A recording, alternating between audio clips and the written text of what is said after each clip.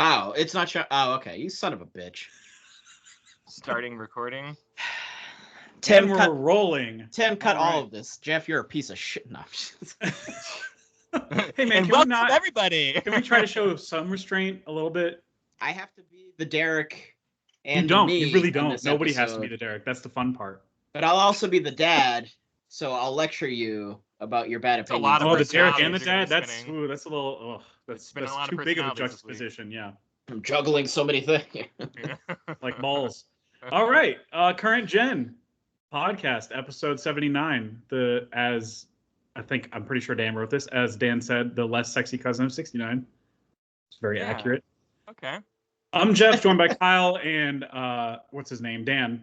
And Dan/Tim/Derek, apparently. Yeah. Three-headed I'm what's his face? I'm what's his face? Is it Split? The movie Split? That's what's going on here. Derek would be the one in the dress. He would be the one in the dress. We'll watch you go into a feig state in between personalities here as you switch them. For some reason, Tim scheduled me to host because he has some type of... For some reason. He wants the show to be canceled, I guess. So that's what we're going to do. We're going to cancel the show. No, we're going to say a lot of offensive things and then we'll get canceled. We're going to talk about... We have a reason to talk about Gone Home today. Wait, so what? we're going to get canceled over that. Do we? Yes, yeah. we do. Are we though? Yes. So Kyle and I used to do a podcast together. Tournament of tournaments in the Champions. Yeah, we don't even remember. It was so long ago. Whatever. It was a long time ago. It was like 2 years. It wasn't even that long ago. It was like 2 years ago.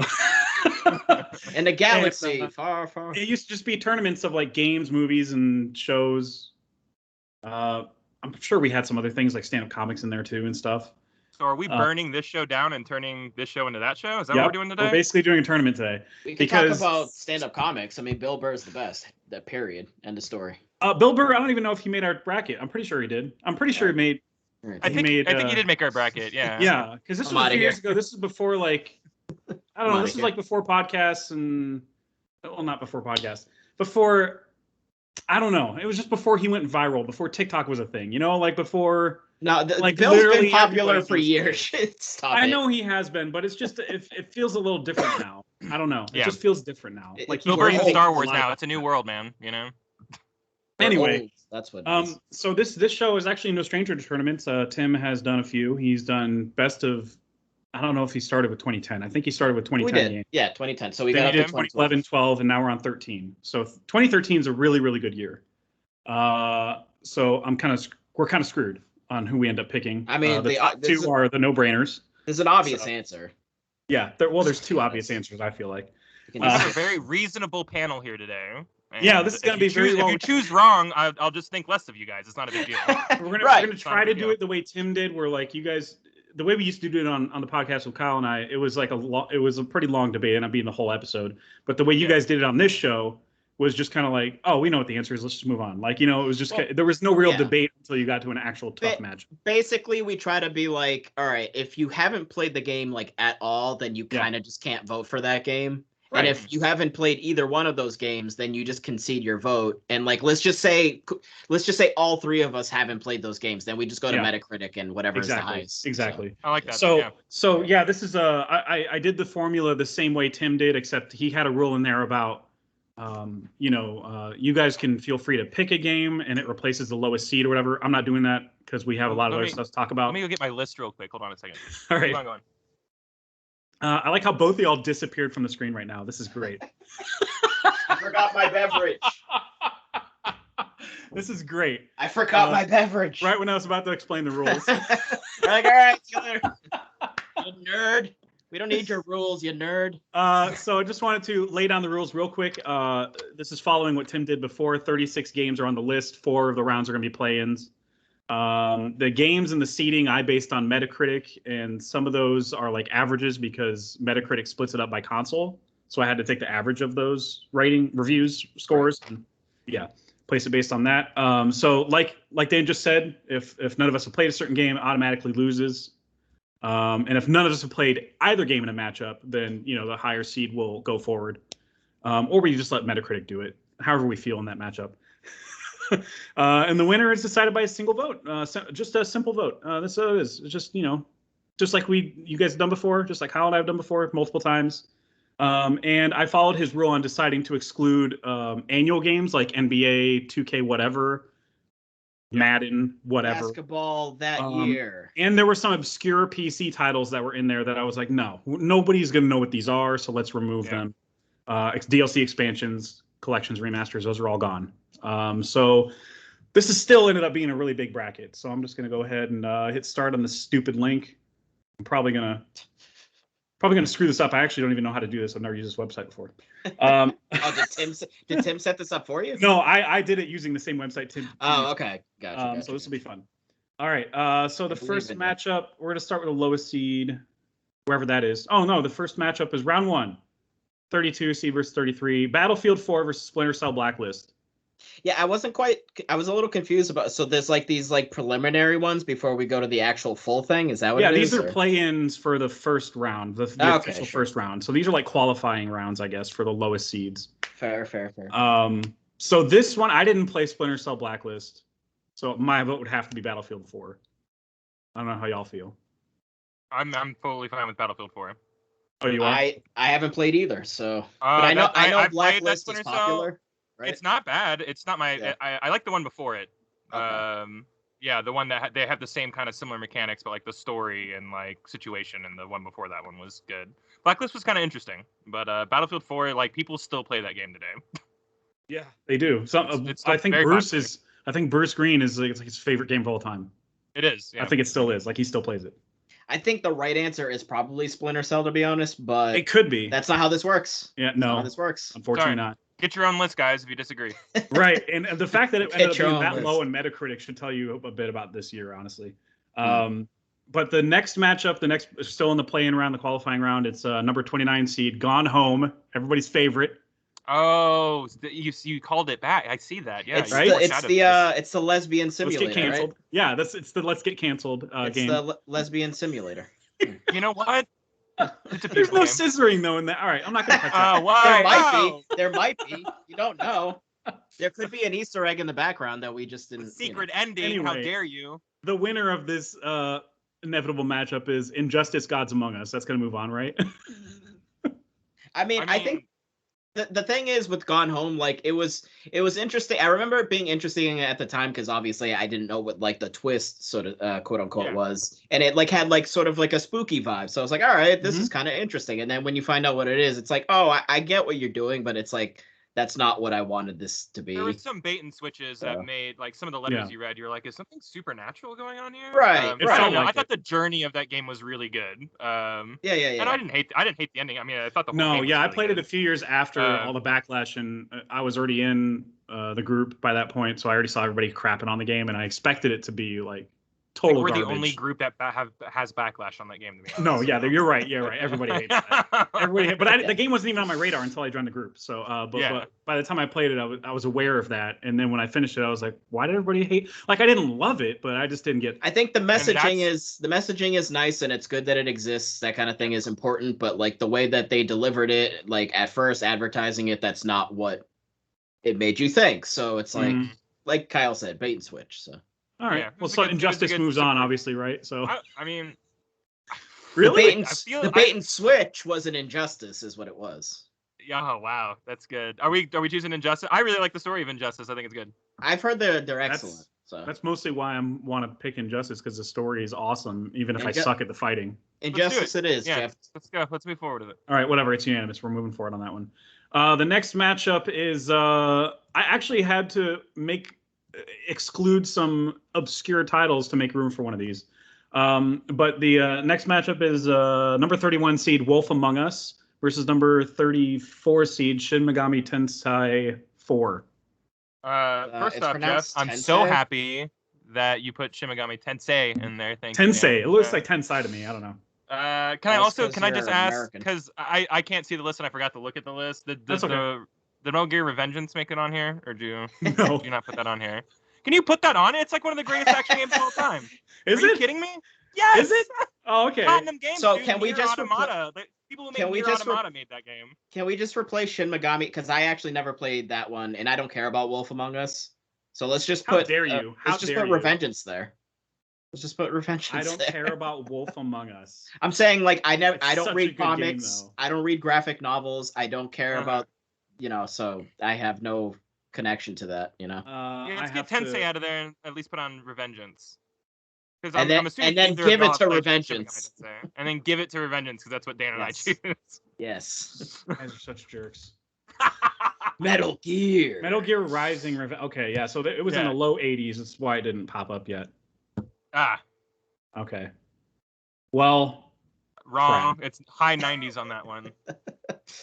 all right. So let's just say You fight a congressman at the end of that game, like a super-powered nanomachine-powered congress. Like it's the most ridiculous game ever. Like it doesn't you have guys, a good we're taking it matchup. to number one. You're It just doesn't along have for a the favorable journey. matchup after this. What's so- hilarious is Kojima wasn't even involved, right? Has nothing to do with it. No. So like it was still insane. So it's possible. It's still It's so possible. good. It's All right, really so I went ahead and moved. I didn't adjust the bracket to do this, but I went ahead and moved Shin Megami Tensei back forward. But let's just pretend it's Metal Gear Revengeance. Let's just I gotcha. pretend. It doesn't really matter because the matchup it's going to have next is brutal. But all right. Oh, I'll, yeah, fair. that's I'll, fair. I'll convince you guys. It's not a big deal. I'm not worried about it. Oh, trust me, you're not Kyle, going to. you can't. All right, so you're going to vote against it. Trust me. All right, so the next matchup qualifying round is number 30 seed DMC. I mean, this isn't even fair. Listen, like, I'm sorry. Like, I know people love Marvel and the Lego games, and yeah, 35 is Lego Marvel superheroes, but which like, I had fun with. But I that's will, the only one I played. So I will die on this hill. People shit on this the DMC game, the like Mhm. reboot one from Ninja Theory, and it's not a bad game whatsoever. It's actually excellent. excellent. It's excellent. It's So, excellent. Yeah, I'm here for everything Dan just said. People shit on this game because he looked emo or something. I forget what like the hate like came. he looked super, his hair's super not emo. white, you know. Even though if you play the game, maybe you'll I don't know get that. I don't know. Spoilers, I guess. Well, like when they first showed the game, like he looked like scrawnier and definitely more emo, and I think they kind of scaled it back a little bit. But like, still, like, don't just base it off of that initial. It is so metal. That game is so rock and roll. I really like that game a lot. So and it had the best combat. I for thought a y'all DMC. did. I'm glad I found room for these Yeah. these play-in games because I did have to kind of shuffle things around a little bit for that. So glad I made that in there. Until Devil May Cry 5, that was the best DMC combat was. Yeah, So. I think so. I agree. All right. Ninja Theory really knows how to make combat games. I'm really glad they wasted all that talent on what is it, Hellblade. Good job. Good job, everybody. That's Good moving job, on. Ninja Theory. Let's moving on to the official first round. So now we're in the first round. Okay. So the first round is number 1 seed versus 32 seed. Just doing this just like NCAA does. So we got Battlefield 4, which is one we just voted for, going against the number 1, which is GTA 5. So the game that never dies. The game that is still. If people would stop buying it, it would die. Updates. Yeah, I mean, it's still like in the top 20 or 25 NPR, so it's like not NPR, whatever that the rate the sales boards. NPDs. NPDs. Thank you. I don't know why I said the other thing. Anyways, yeah. So I mean, if people stop buying it, they'd stop putting it out. But I mean, so this is obviously going. We're all voting for GTA 5 on this one, like. Well, it's the only one. I mean, I didn't play 4, but I actually think 5 is a pretty fun game. Like, I think it's. And Trevor is like hilariously insane, like just a psychopath. You know? I played that story probably as many. Kyle's. I know he's played it several times too. I played that story like 5 or 6 times. It's such a blast. I'm upwards of four times or so. I think this will be my 5th time. Oh my gosh! Yeah, it's so much fun, dude. Nothing against Battlefield 4. It's a really good game. From what I do recall of it, but it's definitely not one I personally revisit, even though I know people do. But GTA 5, dude. I mean, come on, bro. It'll be like a whole year passes, and I'm like, I haven't touched that game in a while. I should just play the story again. Like, Rockstar's like, oh, you haven't, huh? Here you go. Yeah, they're listening in right now. Also, GTA Online is the online game I've pumped more hours into than any other game that wasn't an MMO. It's so much fun. So yeah.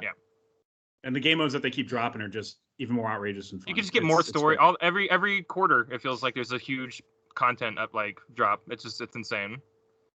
All right, so the GTA 5 moves on. Next matchup is Assassin's Creed 4 Black Flag. It's a good one. I almost messed up saying that. It was back flag. Nope. Flag. No, all right, so number you can't get canceled. Number 7. We're gonna get this episode canceled. Don't be a Derek. Don't be a Teague. Yeah. Number 17 match. Number 17 seed is XCOM. Enemy Within. Great game. Yeah. XCOM. I kind of like this matchup because I've only played Black Flag. I'm not an XCOM guy. I just can't get into that gameplay. Yeah, so I figured you'd speak to that one, or you, Kyle. I don't know, Dan, have you played both of these? I mean, I like strategy games, but I have to be in a very specific mood for it, so I never played XCOM. Okay, But, all right. but Black Flag was it was a really good like jumping from like what they did before, going from 3, which like isn't one of the more popular ones. It's definitely one of the least. Yeah, it was a disappointment for a lot of people. And then jumping into Black Flag and like the ship combat and just sailing around and jumping off of the ship all in real time, like it was. I still sing all those sea shanties to this day. Like lots of I've just loved that game. I actually really like that game a lot. So I have no problem putting Assassin's Creed, forward. Cool. Let's just call it unanimous. Move on. Okay, so the next matchup is this is where we get really indie. This is great. This will be a tough one for Derek. This is gonna be tough. The next 2 brackets are just like stupid indies. But we all know what they are. I think for the most part. Number 8 seed is Flower. People really love this game, like critics especially. Okay. Versus number 25 seed is Papers, Please, which I haven't even heard of it. You haven't heard of it? I have seen so much gameplay of Papers, Please. I feel like I could speak on it, Yeah. Or at least vote for it if it so be. That's the reason I included it, is because I know that people, like, I've had it recommended to me so much by so many different types of gamers. Like, Jeff, you're really gonna love that game. You really need to play that game. Like, I've heard it's so good.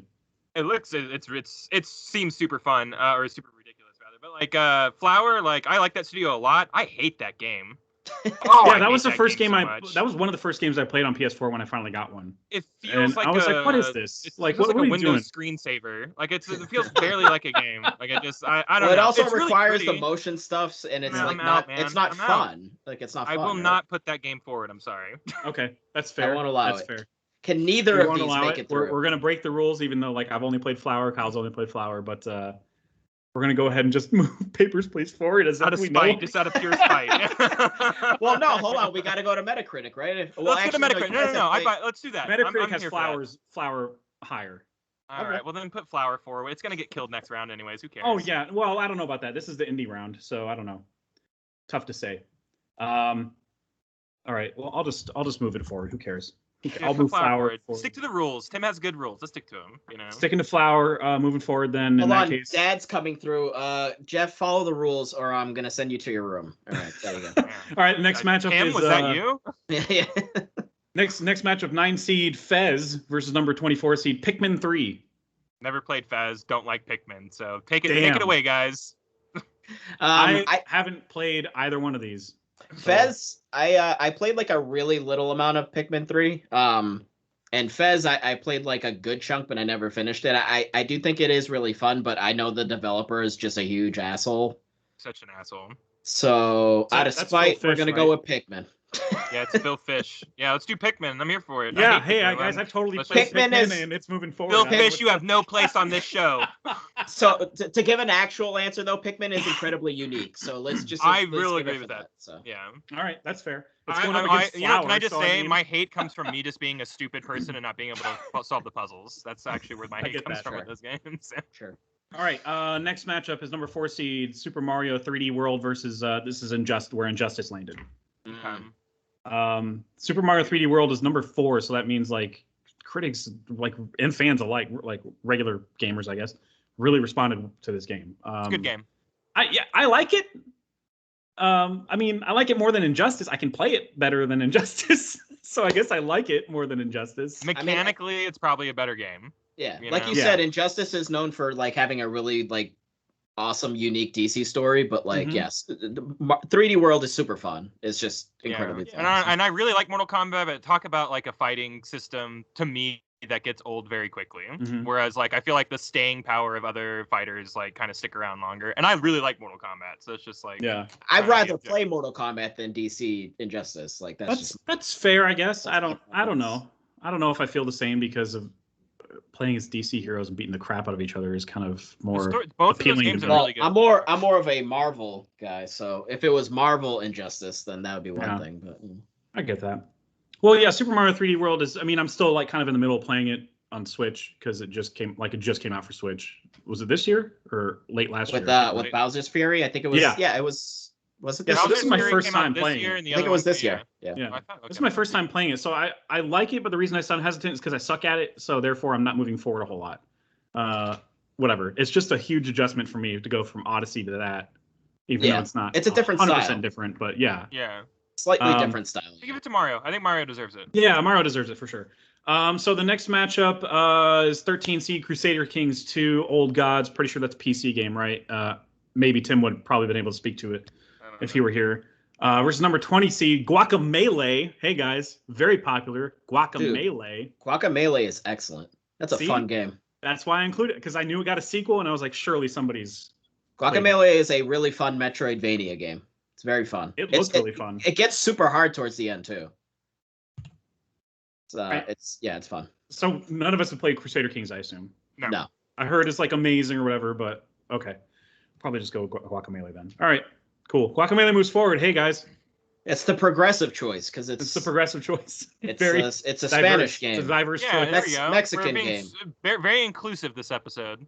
Yes. Yeah, absolutely. That's what drove that vote, not actual quality. All right, so Yikes. what? I said yikes. Are we canceled yet? Or Yikes. I'm getting a call right now. Yeah, YouTube is like, no more, guys. This is over. Somehow they know. I'm the worst. All right, I'm really filling in for Derek on this one for sure. All right, so number 5 seed is Fire Emblem. Is it just Awakening? I didn't know if the title got cut off. So proud of you for putting this game in. Thank you so much. Oh, I had no choice. It was super high rated. Hey, that's because it's like good or something. Yeah, I've heard. People like games. Versus the only game I played in this one, Saints Row 4, 28 seed. I played that game a lot. Like, I had so much fun. Saints Row 4 is the one with the superheroes, right? Yes, I had so much fun as super powered flying around. This game gets dunked on so bad. It's why people are like, about Saints Row now. And I love that game. I think I played it every time it's released on a new system. Yeah. And just like neoed my way around. And I thought it was so funny. Like all the parody. I think that game is hilarious. But I think that game is really fun. I mean, it's not moving on here because Dan, you're a Fire Emblem guy too, right? No, actually, I've not played either one of these. So maybe I'm confusing you with Tim, the other white guy. Yeah, Tim. Yeah, Dad. Yeah, no, again, like I said, for me, like with tactics games, I have to be in a very specific mood, and I like more of like the older traditional ones, like Tactics Ogre or Final Fantasy Tactics, that kind of, So. Gosh. Right. Wow. I mean, I would put Fire Emblem forward. Yeah, no, definitely Fire Emblem. I would say is the obvious choice. Yeah. All right. Sorry about Saints Row. We're just totally disobeying the rules because honestly, the final matchup is already predetermined, in my opinion. All right, so. But the journey, Jeff. It's about the journey. It's about the journey. Okay, number 12 seed Dota 2 versus the Tomb Raider remake, number 21. Get your nerd crap out of here, Dota. All right, get it out of here. I felt like I had to include it because it's so mainstream. And get it out of here. Everybody knows what it is, but that Tomb Raider remake is just actually. Tomb Raider remake is aces. That game is so good. Dude, Dota's for fucking nerds. Get it out of here. Man. Get it out of here. There's a lot of editing to do in this episode, Tim. I'm real sorry, bud. Sorry, so Dad. Tomb Raider moves on.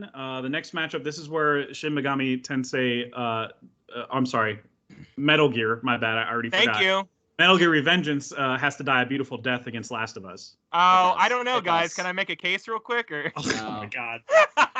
You guys are like, no. Dude, I love Metal Gear, but like, I mean, Last of Us for me is a top 5 game. So I mean, it is for me too, and I'm being silly. Put that bad boy forward. If you want to talk about Metal Gear, though, I don't know. Get it. You know what? You guys hate Metal Gear. Let's just get it out of here. So can we talk about the politicians some more? Or? Can we though? How much time do you have? Hours. A whole 14-episode podcast about it. All right. The next matchup is Rocksmith 2014, which I had to include this because I got to commend the guys for actually making a legitimately music-based game. That's not just button presses. It's like pick up a guitar and play it, guys. Yeah, plug it in, and it actually recognizes you're strumming the guitar strings. It's for real. Like they have like tabs and notes going across the screen, and you have to actually. I've been very tempted, very challenging over the years to like buy this and then like just some cheap guitar to like mess around with it, but like it accepts any guitar. Yeah. It's actually kind of cool that way. But that one's going against Stanley Parable, which is my baby. Well, I haven't played either, so I can see. I haven't played either, and I don't have a problem with you fighting with yourself on this one, Jeff. So. All right, cool. So I don't know. Just for creativity's sake, I'm going to go with Stanley Parable. It's going to move forward. I was going to say Stanley Parable is the one that I think that we still talk about today. Yes, yeah. It's but very much like a Groundhog Day. Rocksmith is coming out with like a new. It is, yeah. Yeah. But it's just the fact that it's just not to belittle it or anything, but it's doing a very specific thing. Like not that they're not putting a lot into it, but just I imagine the structure of the game and stuff, like story doesn't matter. Yeah. Stuff like that. I mean, Stanley Parable it's such a unique game that I don't know. Story-wise, that it's they're just two very different things. Well, they totally are. They had no right to fight each other. People use it as a definer also, where it's like it's very Stanley Parable, like when they're describing it again. I don't know. So it's just like like 12 minutes had a Stanley Parable type situation. Yeah. Where you're repeating things and doing things where like the narrator whoever's narrating will sometimes like say something that kind of like says your action is like, what are you doing? Mm-hmm. Like the narrator's like kind of breaking the fourth wall almost and going, I'm not going to do that. I tried to get the main character 12 minutes to stab himself and he wouldn't do it. Yeah, no. So it's stuff like that. He'll stab everybody else in that game, but he won't stab himself. Right. Coward. He'll stab his whatever wife. I was about to say spoiler. Anyway. That game is so dark. It's so bad. Whoopsie. So twisted. But Stanley Parable is breaking that fourth wall like the entire time, from the moment it starts till it ends. Yeah. So it's a really fun game. Super unique and very funny. Yeah. But anyway, next matchup, number 7 seed, Legend of Zelda: Link Between, I assume it's Worlds because it cut off the title. Right. Versus number 26 seed, Luigi's Mansion: Dark Moon. I haven't played either one of these, so I assume Zelda would be the opposite. But really. I've played both, and I would say that Zelda's the better one, but okay, that's just my take. Zelda it is. We're gonna trust you and Metacritic on this one. Yeah. All right. I'm right. All right. So the next matchup is Spelunky. I only know about the second one, but that's where this is going. Spelunky, number 10 seed versus Diablo 3, number 23 seed. Well, I've only played like a tiny bit of like I think maybe the demo of the new Spelunky, and I don't totally get it. There's a lot going on. Yeah. I did maybe 10 runs in the first Spelunky, and I did get it, and I go, nah. Oh, really? Interesting. Yeah. And I think Diablo is pretty fun. I know people hate 3 for various reasons, but I think 3 is so awesome. And it's really fun. I think the way that they brought it from PC and made it work so well on controls, and now it's filling that. And maybe Dan, you'll respect this call out, but because you're a PlayStation guy, but it feels like Champions of Norath to me almost. Like it's filling that. It's just filling that void of like looter, dungeon crawler. That I just feel like we haven't had a lot of on consoles until like Diablo 3 came out, and then we got a lot of Diablo 3 clones. Yeah, which I'm totally happy with. True. And like obviously it gets like super insane with the difficulties, but like the first time I played that, I played with my wife, and we co-opted it. It's an amazing co-op. My wife. It's an amazing co-op game. It's one I still go back and play from time to time. So I mean, I'm gonna be honest. Really I mean, I know people that still like, even people at work that I work with that are like, oh man, I can't get enough of Diablo 3, and I'm like, still? Because I haven't played it. I've played more of the clones than Dude, it Diablo just keeps 3. going. It just keeps going. It's great. Well, there's new seasons every 6 months or something. I forget how long it is, but like, that's a game that's very active still. So yeah, and it's on. So that one's definitely got to move forward. Anything that has sticks, like you can play that game on. Like so. This next one's gonna be a little tough for me. This one's challenging. Yeah, number 3 seed BioShock Infinite versus 30 seed Devil May Cry. This is where Devil May Cry ended up. I think BioShock Infinite has one of the greatest video game stories of all time. Ooh, it's high praise. How's the gameplay compared to like Devil May Cry? I'd rather play Devil May Cry all day. I think playing BioShock is obtuse and weird and clunky. But every time like a story beat happened, I'm like, I am pushing through this to get to the next cutscene. I thought it was just so riveting. And it's fun. And it's one of the greatest. I think it's one of the greatest endings in anything ever. Period. Like in all mediums. Like it's shocking, right? Super shocking. I think it's interesting. Some people thought it was like trying to be like all pretentious. Oh, Ken Levine is so pretentious, you know. I remember that. Yep, I remember that. What does it think it is? A Nolan movie? Yeah. I don't know, cause like, so I guess for me, like, Devil May Cry is more fun to play. and I think there's a decent story there I think so too. with that Dante, and then there's the I can't remember her name, but there's that female character that goes along for the ride with you. And she's like a younger girl. She's like almost like she does like the spray paint. She's kind of like oh no, yeah, she does like magic stuff, but she does the spray painting. Yeah. And I think like the kind of the relationship between the two of them, and then as the game progresses, is actually really interesting. And he gets more mature because he's like trying to protect her. So I think that game had a pretty good story for just being a Devil May Cry game. I do agree with you, Kyle, that I think BioShock would be a little bit ahead story wise for sure. I'm gonna pick Devil May Cry though. That's just that's what I feel in my heart. So I feel like we're gonna go with 2 votes for Devil May Cry on this one. If you had to ask yourself, what do you want to play right now? You know. Me, I would want to watch the story of BioShock if you're asking me. Hey, whatever your reasons are for picking whatever that's how it works for you. Since it's a video game, well, I would always go story, but this is a video game list. We're talking about playing video games.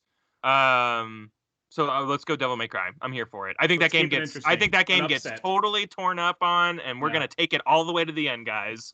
Sure, why not? Suck it, Last of Us. Yeah, suck it, Last of Us. So the next we're calling it now for the upset. The next matchup is the one where Jeff taps out because I couldn't care less. But you guys would love this matchup. Number 14 seed Animal Crossing New Leaf versus number 19 seed Pokemon X and Y. Have fun, guys. Oh, what an amazing matchup! I love this actually. I automatically go Pokemon. I immediately go Pokemon, but I like that there are 2 Nintendo games going after each other. That's nice. I didn't play this Animal Crossing. New Horizons was the first one I ever played. So. Oh, cool. This is the one I started on. New Leaf is the one I started on. Yeah. So I'm not a lifelong player myself. So. Yeah. Pokemon, Jeff. Pokemon all day. Pokemon? Jeff, all right. Do you have a second? I'm very happy. I prefer Pokemon over Animal Crossing if I had to pick one. So I'm actually kind of happy with this. All right. There's only one game I could speak to in this round, but I kept seeing number 6 seed Rayman Legends. Rayman Legends. Rayman. Yep. Good stuff. Rayman. Am I saying that right? Okay. Rayman. I kept seeing that pop up. It's French Mario, dude. Jeff, Rayman.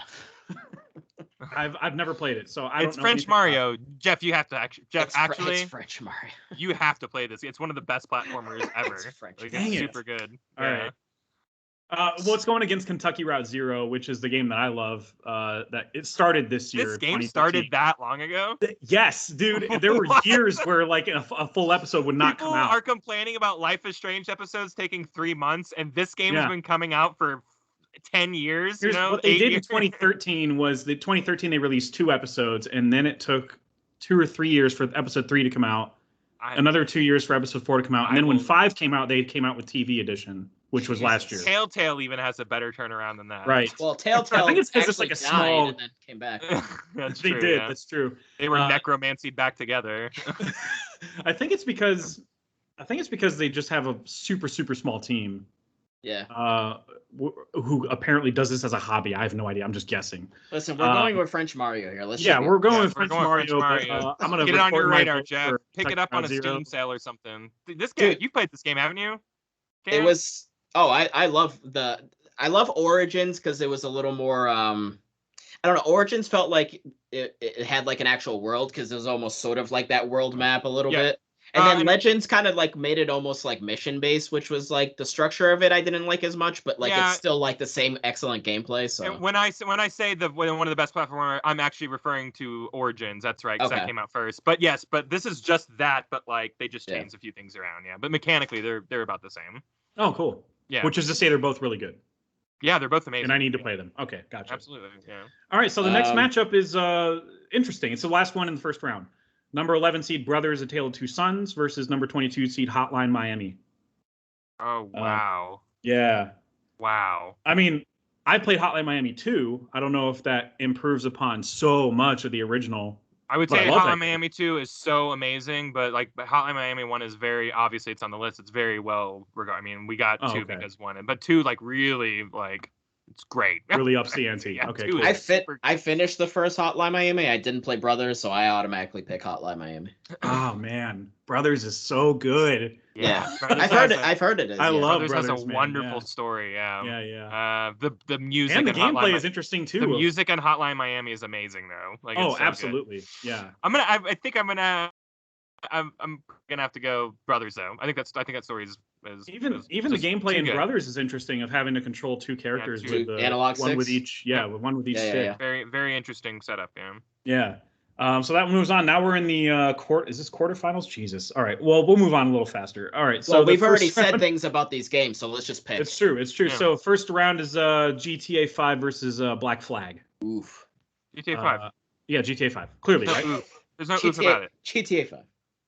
Poor AC. But you know what? Poor AC. If it They're were doing what? fine, Jeff. Okay. If it were what? 2018? When did Odyssey come out and everybody jerked it off a little bit? Poor Ubisoft. Yeah. Ubisoft struggling. Yeah, you know, Ubisoft struggling so bad they're making an Avatar game. Okay, everyone just chill out. This is the funniest matchup. Flower Pikmin. Flower versus Pikmin 3. What do we pick here? Pikmin. Pikmin 3. Let's just Okay. keep on putting that awful game forward. I don't care. Just get Flower out of here. That awful game from. All right. Next matchup is Super Mario 3D World versus Ooh. Guacamelee. I think we have to go with Mario World, right? I mean, Do we? you guys love Guacamelee that much? I mean, I don't. Okay. I think honestly, I think I would pick Guacamelee by like 0.1% higher, just because it's so unique. There's like it is more unique, I would say. the mechanic of like switching between the world of the dead and like the living world, and like using that with platforming and stuff is really cool. Like, there's another smaller game that does that, Flipping Death or whatever from like a couple of years ago that did that too. Okay. And I wonder where they got that idea from. Now I know it's Guacamelee. Yeah, probably. That's I love that mechanic. That's cool. Yeah, and then like this, like later on, like you're dashing through screens, like you're actually flying through them, and you have to like switch the worlds back and forth like really fast. So you basically are inside of the wall. So I gotta play this game, dude. This sounds like right up my alley. Holy crap! It's really good. It's very very good. I But say we put it forward. Mario's Dan. probably no Guacamelee. I'm All saying right, we put it forward. Yeah, so we put Guacamelee forward. Suck it, Screw it. Miyamoto. Let's just do it. All right. So the next matchup is Fire Emblem Awakening versus the Tomb Raider remake. Oh God. Fire Emblem's probably the better game, right? Fire Emblem's probably the better game, but I'm all about putting Tomb Raider forward because I think I think it's one of the greatest reboots of all time. Absolutely. I think like if you're gonna reboot something, like that's exactly how you do it. Yeah. From the ground up. It's not like God of War. God of War. It wasn't even a retelling of a story that we knew. It was just like we're just doing something completely different. Sorry, guys. Yeah, exactly. I don't know. I really liked it. Yeah, I did too. Obviously I'm gonna have to vote for that because I never. I like the people who were like it feels like Uncharted. I was like, yeah, Uncharted got it from Tomb Raider. So yeah. And Tomb Raider was like, well, we're just gonna do what they did because they did it better. Full circle, like embrace it a little bit. It's all right. You're gonna be okay. So the next matchup, Last Tomb of Raider Us. moves forward. Let's go. Last of Us versus Stanley Parable. Just have to say it aloud. Last of Us moves forward. Last of all right. Us. Let's keep going. All right. So the next one is Legend of Zelda: Link Between Worlds versus Diablo 3. I haven't played Link Between Worlds, so I picked Diablo. I'm gonna pick Diablo 3. Ooh, wow. That's interesting. I love it. I love it. I mean, I haven't played either one, but I would. I like Diablo 3 way more.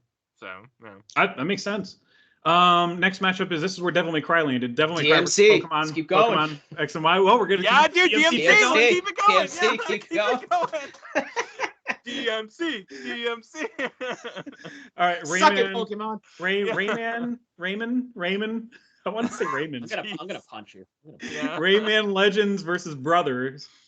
You guys know where my vote has to go because I haven't played Rayman. So I pick Rayman. I'm picking Rayman. Yeah. All right. I love Brothers though, man. That got emotional. Amazing. The mechanics make the ending hurt that much more.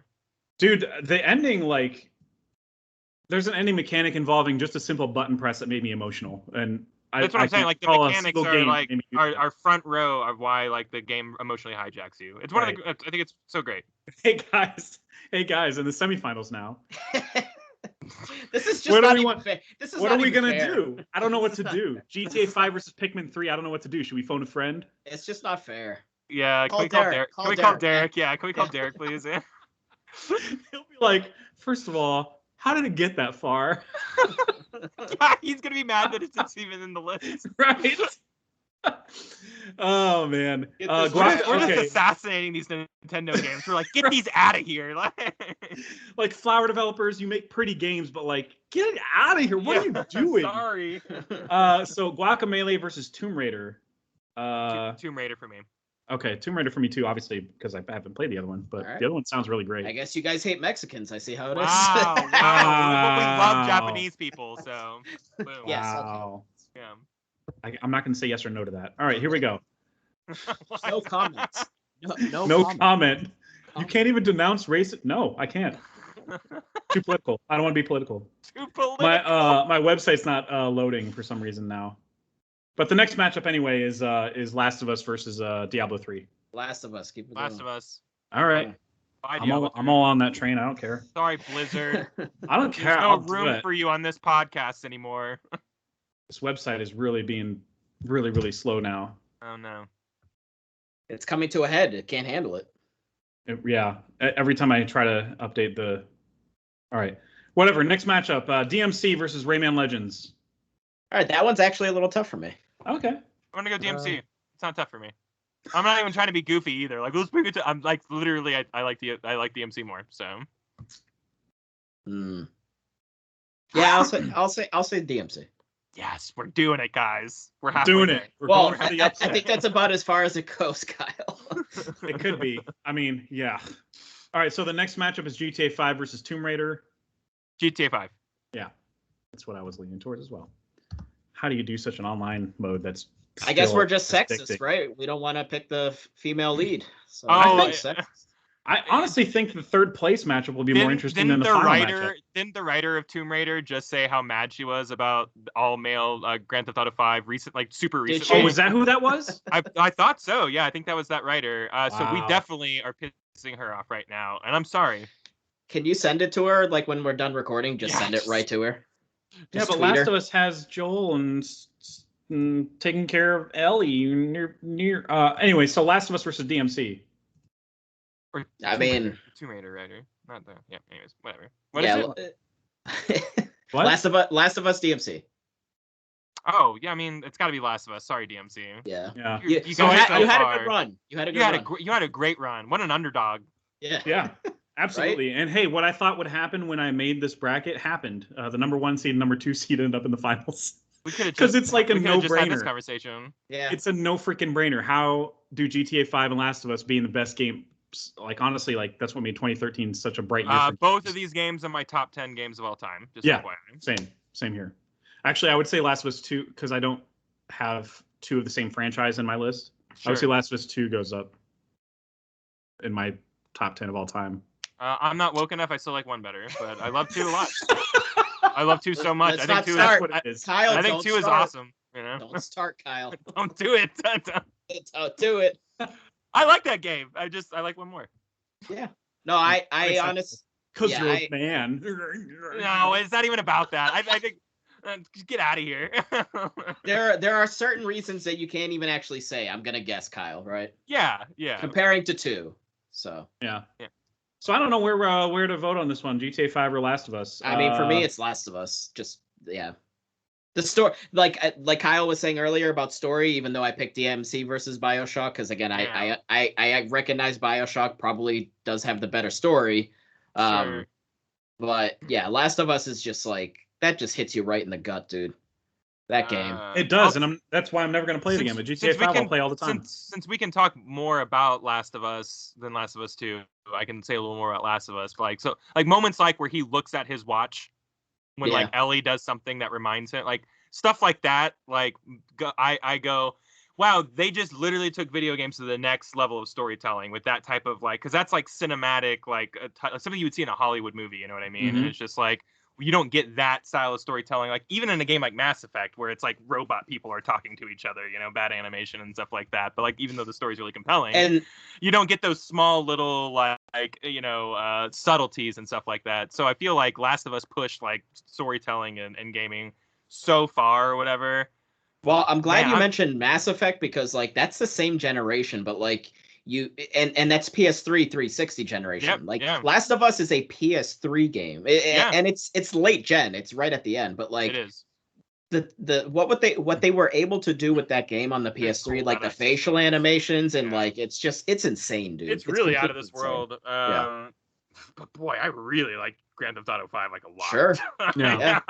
My only argument in favor of GTA 5 over Last of Us is just the playability. Like it's just the game that I'm gonna revisit all the time. I feel like it gives it the edge for me, but I feel like people will light the world on fire if we don't choose Last of Us. No, you gotta what you feel in your heart. You could be right.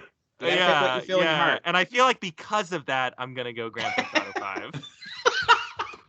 No, you're not. Are you for real? Damn it, Kyle. I think I am. Yeah, I think I really like Grand Theft Auto 5 more than I like the. No, I don't know, man. I'm going Last of Us. I'm going It's story. I'm going That's story. fine. I'm going Number Last 2 of Us. seed takes the win. Last of Us wins. There is a bronze matchup. Tomb Raider versus DMC. Do you guys just want to take the DMC? DMC. Yeah. DMC. We did it, Dan. We did it. This would not have made it this far if there were other people here. All right, critics. Second Games Media. Fun matchup. Games Media. I'm glad we did that. That was fun. 2013 is in the record books. That's good. Last of Us is the best one. I really think with an asterisk GTA 5 should have won, but that's fine. It's Last of Us. Whatever. Well, I mean, you say should have won like you didn't have a choice. I know. I feel like I didn't, but like those are like neck and neck for me. The second one specifically, but like at least it's the same franchise. Yeah. Last of Us 2 and GTA 5 in my personal top 10 list. Like, I mean, it's up there. Like, one-ish and two-ish. Like, I mean, they're really, really close to each other. I think in my personal list, Last of Us is actually above because, like, Dan and I have been waxing poetic about it's about story at the end of the day for at least for me. Like, you know, the story is so much better than GTA story that it counts for like overshadowing the like and I think combat of it, you know. And I think that says something about GTA 5 because GTA 5's got a wonderful story, right? Yeah. So like, but it does get eclipsed by Last of Us story. Anyways, we picked right. We picked right. Suck it. In my heart, GTA 5 like is a great game. All right, that was fun. Good stuff. We'll do it again sometime when I'm not here, probably. All right. So we're gonna do the news and then we're gonna go to what we've been playing and watching and stuff. So news-wise, I found it interesting. I added a few notes. Resident Evil Welcome to Raccoon City got some coverage. There were some stills and there was an interview with the director. And I know people still have a bad taste in their mouth from like the 18 Resident Evil movies before it that were just sci-fi action movies and they were terrible. As they should, they were terrible movies. But the things that this guy was saying might give you some hope. Maybe. I don't know. If Alice isn't in this one, I'm not watching it, so... I didn't see the last Mila Jovovich. Here's the thing. From what I've heard, the director's like super like he's in the know about the games, and I think he compared the script like they were trying to follow actually like RE2 remake. Yeah, like I think he kind of had that mindset. So but the mansion's in it too, so I'm worried that they're going to be juggling too much, and that's my only worry about this entire project. I think they're just not going to spend too much time in each location. Then they're just going to cut all like the excess fat, and then just kind of focus on like the main beats, perhaps. Yeah, you know? I mean, you could tell that mansion story pretty quickly, to be honest. You know, you don't have to be chasing keys around and stuff like that. So you don't need to be doing door puzzles. Like... Yeah, I feel like you can really just hit all the narrative beats and shoot some zombies in some hallways, find the laboratory, and then all of a sudden it's like we got to go tell the city, and then but like weeks pass, right? Like don't weeks pass or days or something? I forget. Well, they could like do like a time jump, you know? They could do that. So I don't know. Well, whatever. I'm totally here for this entire project. I think it's gonna be awesome. So, people are crapping on the stills though because stills okay. It looked kind of TV movie-ish. They look. It did. It looked like a Netflix original movie. Stills never look good to me though. Like anytime I see a still, unless it's like a still that the director or the cinematographer did themselves, it just looks stupid to me. Like it's always something out of a TV movie or something. And you're like, what? And then you watch the movie and you're like, oh, okay, never mind. There were actually colors. There were colors in that shot that looked really cool. The movement helps, you know what I mean? Movement does help. Yeah, absolutely. So I'm very interested in this. I'm even though I'm not as big of a RE head as you guys are, I guess. But I'm interested in seeing an actual good Resident Evil movie, and I hope it is one. So next up, So I just wanted to throw out there for people that are excited about this, DC Fandom which is fandom if you're dumb. Is it in a dome? Is it in a dome? Like it's in a dome also. It's just DC so many loves layers. doing dumb stuff. But no, for real though. October 16th, DC Fandom is coming back 2nd year in a row. They are going to show Suicide Squad, Kill the Justice League, and Gotham Knights. Okay. Just wanted to throw that out there. I'm very excited for that. I think they're going to actually show the Flash footage. I think they're finally going to show footage from the Flash and Black Adam. Batman too, right? And Batman, yeah, the Batman guy. The Batman. I'm so sorry. The Batman. Apparently, people either saw footage or something at a CinemaCon, and they were like, "Oh, it's a horror movie. It's not even a Batman." Right. Like, please. Seeing that. I think that'd be so. Because like, Nolan's Batman Begins had elements of like, is this a horror movie? And if the whole movie was like that, I'd like be so all the illusion stuff, right? With the whatever that drug was, and just like when he's picking off those people in the dock, like it's like it turns into a monster movie. Like they're all scared and running around like scattered mice, you know. Like, swear to me. I'm gonna put you on a light that would actually burn your skin, but you'll be fine. Yeah. Yeah, he's just straight torturing people. God, yeah, I can't wait. So even though like I crap on DC Fandom or DC in general, there's a lot to be excited about there. Yeah, last year they kind of brought it, so I was like, all right, I'll stop crapping on them for today. Yeah. I really hope we hear more about Aquaman too. No, I don't. Actually, Aquaman. Bro from I don't care actually. But... Bro from down under. I think that's what it's called. Jason Momoa. Yeah. They might show some Shazam stuff too because they just wrap filming on that. I'm okay with that. I'm pretty excited with. I'll see some Shazam stuff. Yeah. What would actually make Aquaman 2 good is actually have a good villain and have it be Sharkman from Suicide Squad. I hope it's all about Amber Heard's character. Is it? Oh God! No, I said I hope it is. Yeah. No, she's gone, right? Isn't she gone? No, she is not gone. No way! I swear she is. She is not. Are you sure? I thought I saw something recently where recently. We got this covered. Probably said that, but no. We got this covered also since Scarlett Johansson. What is her character's name? Meridia, Mermaid Girl. I don't know. Mira. Mira. Yeah. Mara, this Amber Heard Aquaman 2. She's still okay. I'll look it up. Keep going. But shifting to a different fandom. Marvel Midnight Suns gameplay reveal. I watched it too. Finally. Yeah. I didn't watch it. I think you guys watched it shortly after live or live. Yeah. And I watched it like yesterday. And you're just kind of standing there throwing. Yeah, you're just standing there. Which is fine, because that's what they said. Yeah, but like in XCOM, like, and I know like you're not shooting in this game, so it's a little different. In XCOM, you're like ducking behind like things in the environment mattered. You know what I mean? Yeah. And there was cool backdrops and stuff. This looked like you were just in a square, of like pseudo debris, like just standing in front of each other, just going, like hitting each other. Yeah. And now it's I was like, I don't know. But then everything else I saw looked awesome. Like I liked all the visuals were great. Yeah, all the visuals. I thought the costumes were cool. I thought like going back to relationships with your hanging characters. out with your buds were cool. The choice-based gameplay. I think there's a lot of cool elements here. And maybe I'm. Did your mic just die? What just happened? Like he faded into the distance. Like yeah, I was like, who was that? I don't know what happened. You hear me? Yeah. Yeah, but you sound far. You sound far away. How I sound far away right now? Yeah, you sound far. Maybe unplug it and plug it back in. See if that helps. Mic, yeah. Anyway, I was kind of whelmed by it, but I recognize there could be potential to. It's always at least addicted to the game, I guess. It's always so tricky with these showing a game because it's like they don't want to show too much, but then they can't. I don't know. It's like this balancing act. You know what I mean? Because if they show too much, then people complain. If they don't show enough, it's like, well, are you going to have these elements in the game? Like you didn't show that. It's like, and then people start making assumptions about it. So it's like, I don't know. Sorry, Kyle. Don't mean to leave you on the edge. Go ahead and talk. Oh no. I was. Yeah, we can talk. It's normal now. Yeah, I don't know what happened with the mic. Yeah, I was just waiting my turn. Yeah. All right. Cool. Yeah.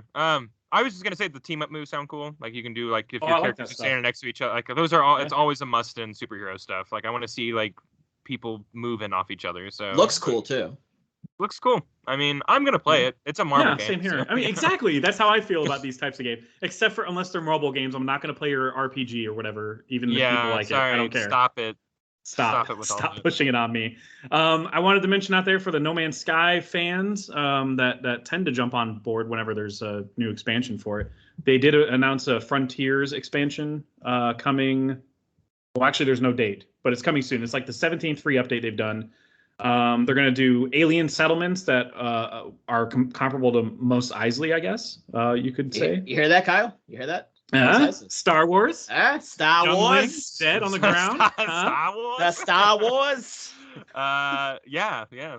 There's like Fallout-esque base building and stuff, and well, they've had the base building stuff for a while. Yeah, but now there's like new parts. There's more. Yeah. There's more to it. Yeah, no. Yeah, and apparently the effects are going to be upgraded and improved. I mean, dude, good for this game, man. Yeah, dude. I wish I had all the time in the world to like jump into this game and try it again, but I played it a lot at launch, and I just you did, yeah. I quit like very early on. Everything about this game's like journey has been so great, and I like that whenever the creator got called out on all of his like crap Sean or whatever. Murray, right?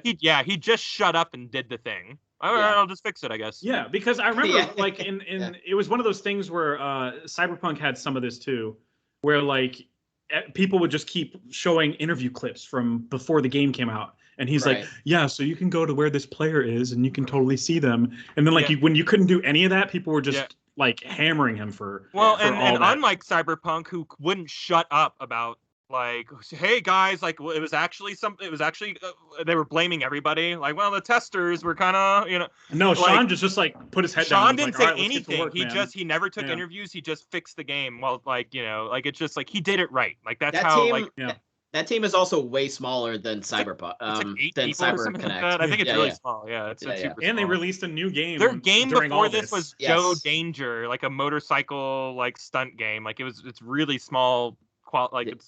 It's small stakes, man. Yeah, it's crazy.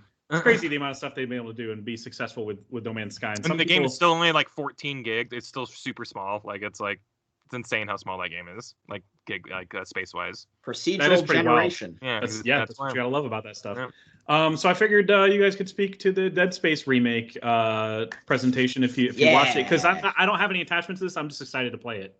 Dude, I've just been furious at EA for a long time. No reason. I mean, they're a great company, but why? No, they're so nice.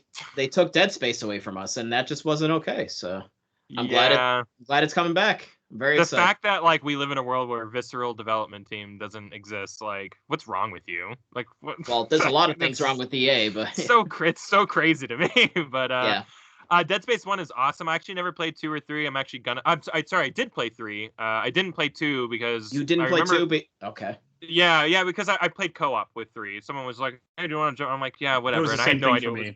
I had no idea what was going on in that game. Yeah. But 2, I always stayed away from because everyone was just like, "Oh, it's just not as good." And I'm like, "Okay, well, I don't want to play it then." 2 is excellent. But that's the thing. Now, like it's like the narrative has changed around it, like in recent years, where people are like, actually, 2's really good. It doesn't matter that it's more action, and I don't care. I didn't know that was the hang up, that it was less horror-y and more actiony. I don't care. Like I'll play an actiony horror game. Like that doesn't. I don't even think that's even true. I think the game's just longer, so there's more sections in the game where you're not necessarily fighting the necromorphs. Okay. All right. But like I mean, I'm not gonna say what it is, but the beginning of Dead Space 2 is horrifying. Yeah. Like just the moment that you get to the second you start you have control. Like just right from the jump, it's terrifying. Like the thing that's happening to you right in that moment. Are you talking about the needle thing? No, that's because I've seen that. Like because I know that game is so spooky, true, but yeah. Just you're basically in a prison, I think, in the beginning of 2, but then like things happen, and it's just right from the jump. I'm gonna play it. I don't, because I feel like I unfairly just skipped that game, and I love 1. I think the first game is one of the greatest horror games of all time. Ooh. Man, now I'm so hyped about this remake. It absolutely playing it for the first time as a remake. Oh, I love that. Do you have kind of what they talked about a little bit? I mean, they talked about like the focus on dismemberment. There's gonna be way more dismemberment. So I did see that. Yeah. They said like if you depending on like where you're shooting them, it's like as opposed to with the original one, just the limb kind of coming off. They almost made it seem like maybe the limbs might be kind of dangling. Like there's a little more like. like there's a bit more realism. Yeah, like more realism with like the limb isn't just gonna always fall off, and it's gonna give me nightmares. I know this game is gonna do it. and more emphasis on making the weapons feel unique, because like basically the regular what was it, the cutter? I forget what the actual full name of it was, but that pistol, that pistol cutter thing that you have like your first gun. Was pretty much like useful for like the entire game, because you basically could turn it horizontal or vertical and you just slice the limbs. And then other guns kind of seemed like pointless, other than just like, well, I have ammo for that gun, so I'm just going to use it. So I think they want to try to kind of like add a bit more like, this gun is going to be more useful for these situations. But they just didn't go into too many specifics, because obviously they don't want to tell us everything. And it's the same like story, right? Like they're gonna flesh things out as far as like, so Isaac's gonna talk in this one, just not all the time, because in the first one originally he was a silent protagonist. And then the second game he was fully voiced, so they're gonna basically change that so he is voiced in this one, and it's the same voice actor, which is cool. Oh, that is cool. Yeah. Just he's not going to be like talking all the time, like walking down the hall, be like, "Oh, it's really spooky in here." Like, he's not doing any of that. But the lighting in here is really terrible. Wow. Yeah. What was that? Yeah, just like every 30 seconds. The little bits of alpha footage that they showed. Again, alpha footage is super early. But the lighting and just everything, and the atmosphere of like when they were showing like just kind of moving Isaac down the hall looked excellent already. They nailed all that. So, yeah. So I'm excited.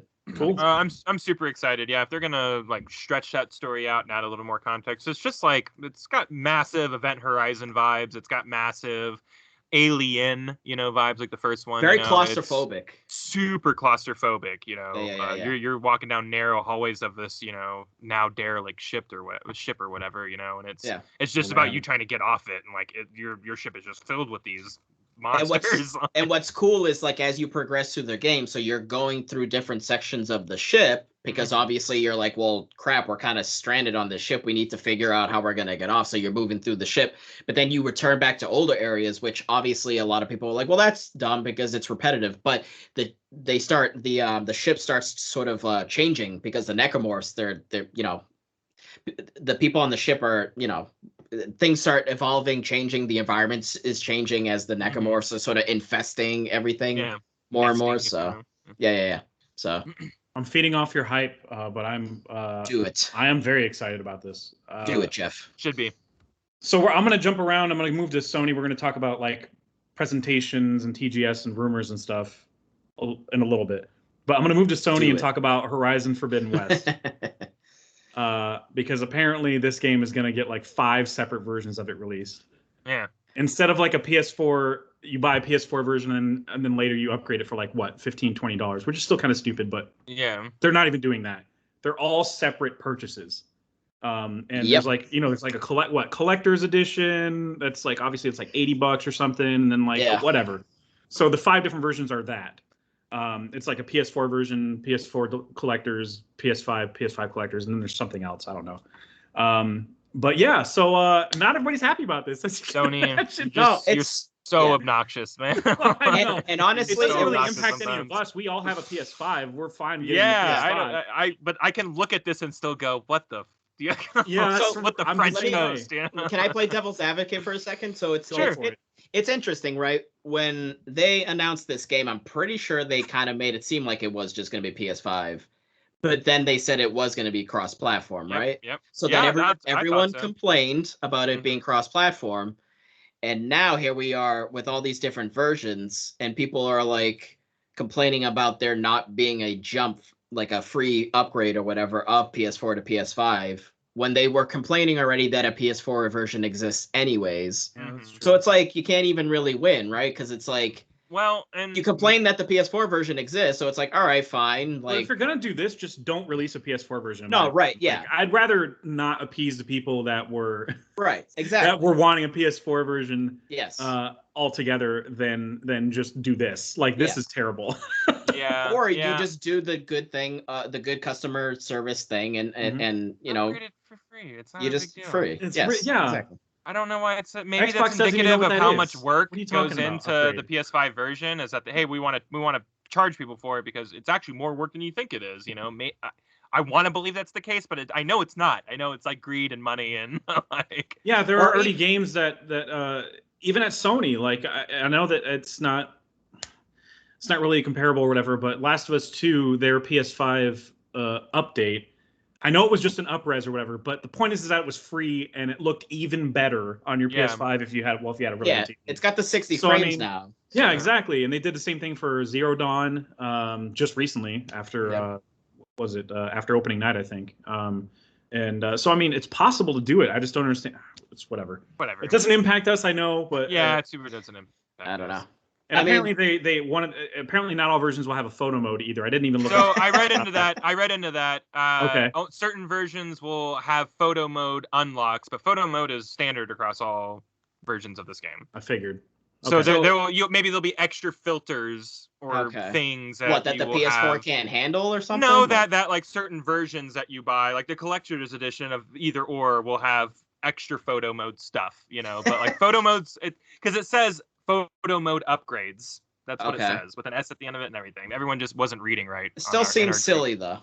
It does a little bit, but at the same time, I'm on Kyle's boat about this. He said this in the group, or at least in our chat, we don't play games to take pics. We just. I mean, I don't. I know many people do. I know, like I know many people do. Jesse and Thomas are having a seizure right now with you saying that. But like, and I get it. Like, people like photo mode. Yeah. I get it. I mean, look at this picture behind me of Icky Island. I mean, people took that in photo mode. I seriously, I get it. But like, when I'm playing a game, I'm there to be immersed, and the last thing I do is go, "Oh, take a picture." Like, that's Kyle. That's what everyone does nowadays. They don't even eat their food. They just take pictures of it. I get it.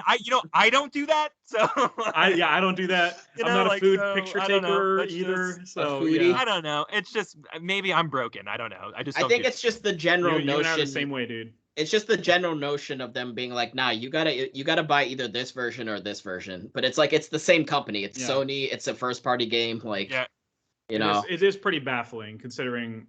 Hey, and it's like I feel like now they're trying to determine how high their customers will jump for them at this point, because they know that especially their loyal customers like us, I guess, will already do. We're already bending over backwards for what was the game that just Ghost of Tsushima's Ghost. Like, I mean, that process that had an expansion at least, though. It did, but that process to like upgrade and stuff was a little bit of a pain in the butt. It was obtuse. It was obtuse. And then the game, but I think there was a game before that came out, right? And it was even more obtuse. Anyway, they're basically saying how high are people going to jump for our stuff now? Yeah, they're just basically like pushing. I feel like it's such an easy thing to fix too. Like, I don't know why it's. I mean, if people complain enough, they might change it. I mean, I don't know. I don't know. Look how long it took for them to allow us to change our names, and that's still wonky. So, well, I don't know. I don't know. That was a behind the scenes like server issue, or at least they kept saying that because they had like this the back end for like PS3, and then jumping over to PS4 was like. It was like two separate systems basically or something. So like they couldn't communicate with each other. Oh, it's some nonsense. I don't know. It's like still figure it out because Microsoft can do it. Yeah, I don't know. Everybody else, Nintendo does it, and they're 10 years behind on the internet thing. Yes, so, It's exactly. It's inexcusable at this point. Next up in the list, just for Genshin Impact fans, I just want to mention that Aloy is playable now on PS4 and 5. Whatever.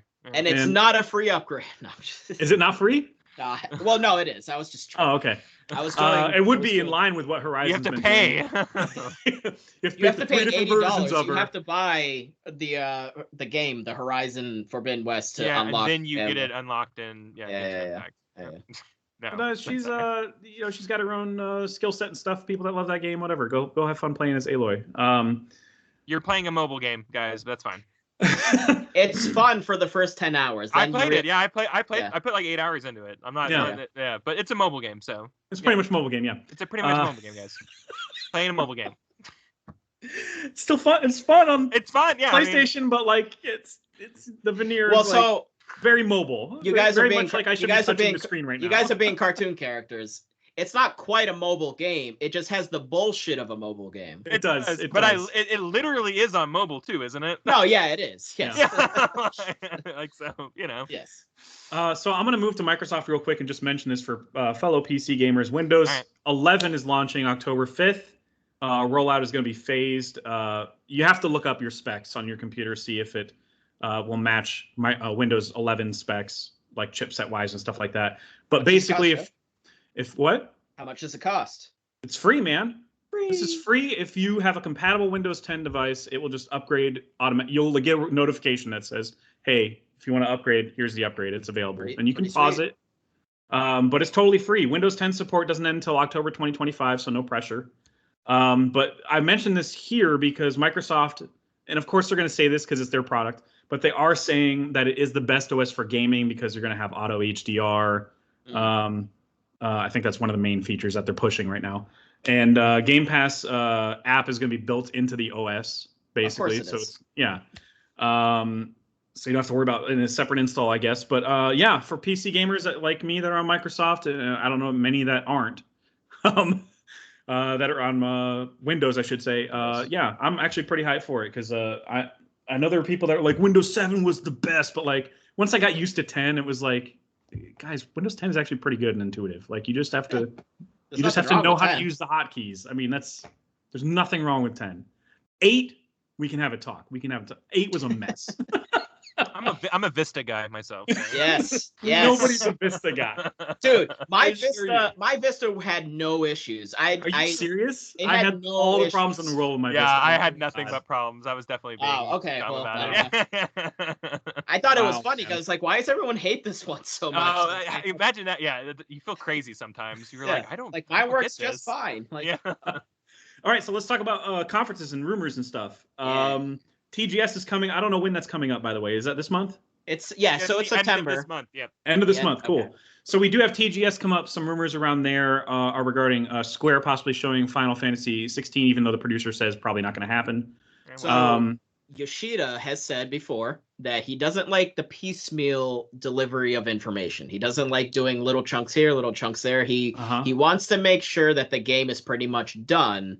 And then he's going to be like, boom, here's all this info, like just all up in your face, just splooging all in your face. Well, I think, I don't know if it was him that said it or somebody that's working on it said Square wants to show it at TGS. Yes. But the producer was Yoshida. Like, it was Yoshida. Oh, was it? Okay, so it was Yoshida. And he was like, no, we're not going to make that deadline. Like, there's probably not a chance we're going to make that deadline. So I would say hold your horses on that, everybody. My fingers are crossed, but we'll see. Yeah. But yeah, exactly. Because that means it's coming out soon-ish. So yeah, I feel like we're closer to that than we think we are. So well, that's always the joke, right, Kyle? It's ever since the debacle of Versus 13/15, it's the joke of like, 10 years, right? It's gonna be 10 years. Yeah, and it's like, right. It happened. It literally happened one time. And like that's right. And I know that's all it like takes. 13 had some like it got delayed, but it wasn't like this. But people like remember all delays in Final Fantasy like this now, you know.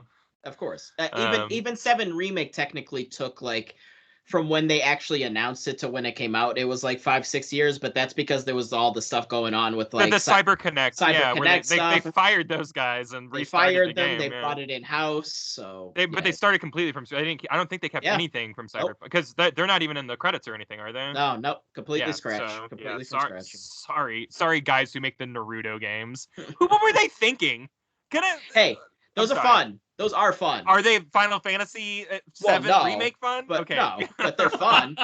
They're fun. I just don't know what they were thinking. I really like. I think they did Azura's Wrath too. I think is that right? That game is so cool, but then like all the the DLC stuff is bullcrap. Like Azura's Wrath is such a good game. It's awesome. It's like Dragon Ball Z, like the game. It's exactly like that. That's not Dragon Ball Z because there are Dragon Ball Z games, but. Yeah, that game is so sick, but then like all like the actual ending is tied behind DLC, like all that nonsense. So I don't know. That was I came out at a time I wasn't playing DLC for anything. Yeah. I missed all that. But yeah, TGS can be fun. Yeah, Square's gonna have a presentation that could have some good information. Xbox is gonna have one that will apparently feature exclusive news. But I would say pump the brakes on expectations. That could be anything from like, we're going to exclusively have Forza DLC stuff. And I was like, well, of course you are. It's your game. Like, it could be something like that, you know? So I would say pump the brakes on expecting anything there. Like, you know what they did at Gamescom? That's what you're getting. So. Yeah, Seriously, it'll talk about a couple things that you already know about, and they'll be like, and we're really excited that you're along on this journey with us. You know, Xbox is even less popular in Japan than Europe, so yeah, it would make sense to be like. I don't. They're not going to blow a lot lot on that. No. You know, they did that at E3. Like, they had the best show of their career at E3, and like it's going to be a while before they reach that again. So everyone, pump the brakes. So other conferences that have been up, on the schedule, I guess, are revealed. THQ Nordic is doing a 10th anniversary show in the middle of the month. Just when you thought all the summer of gaming news was over, nope. So they're doing a 10th anniversary show. They're going to announce 6 new games total. I don't know if this is included or not as part of that, but it's going to include, I think, the return of legendary franchises and sequels to beloved games. Make of that what you want. Yes, make of that what you want. I don't know if that means Darksiders. I don't know if that means WWE. I don't know. Those 2 things that they said it's definitely not going to be. I don't know if you have it there. I do not know. Okay, hold on. Yeah, they said specifically there was 2 franchises that definitely aren't going to be there. So I think Darksiders is for sure coming back. So I think there's a lot of viability in that franchise. I wonder if they'll do a sequel to the. I think they'll reboot the Diablo one. I think they'll reboot it. Well, so they have Darksiders. They have Darksiders 1, 2, 3, and then they have like the Genesis, which is like Diablo style. The Diablo one, yeah. But the 4th Horseman doesn't have his own Zelda style game yet. Not yet. Yeah. So technically, neither did the 3rd one, right? That was kind of. No, she did. I thought it was more like Dark Souls. It was still open world. I think so. I don't know for sure. Okay. So Time Splitters and Red Faction games won't be on the docket. So those 2 you can. I respect that they immediately say Time Splitters, because I know probably everybody assumed that first, because people have been asking for a new Time Splitters game since Time Splitters 2 came out like 30 years ago or whenever it came out. There was a 3rd one. There was a 3rd one. Oh, was there? Yeah, it was like Future Perfect or something. I swear. Since that one, then, yeah. Excuse me. But they did say there's one in the works, though. Did they? Tim mentioned in chat, if they do like a remake of WWE No Mercy, yeah, I'm here for it. I was like, oh, that'd be amazing, but they don't own that property. They have nothing to do with that property anymore. Okay. I know that AEW, which is like the hot new alternative to WWE, I know they're working on a game with the former director of No Mercy 64. Okay. Who has the rights to that though, gaming wise? Do we know? I don't know what developer it is. Yet. I think it's just AEW Games at the moment. Okay.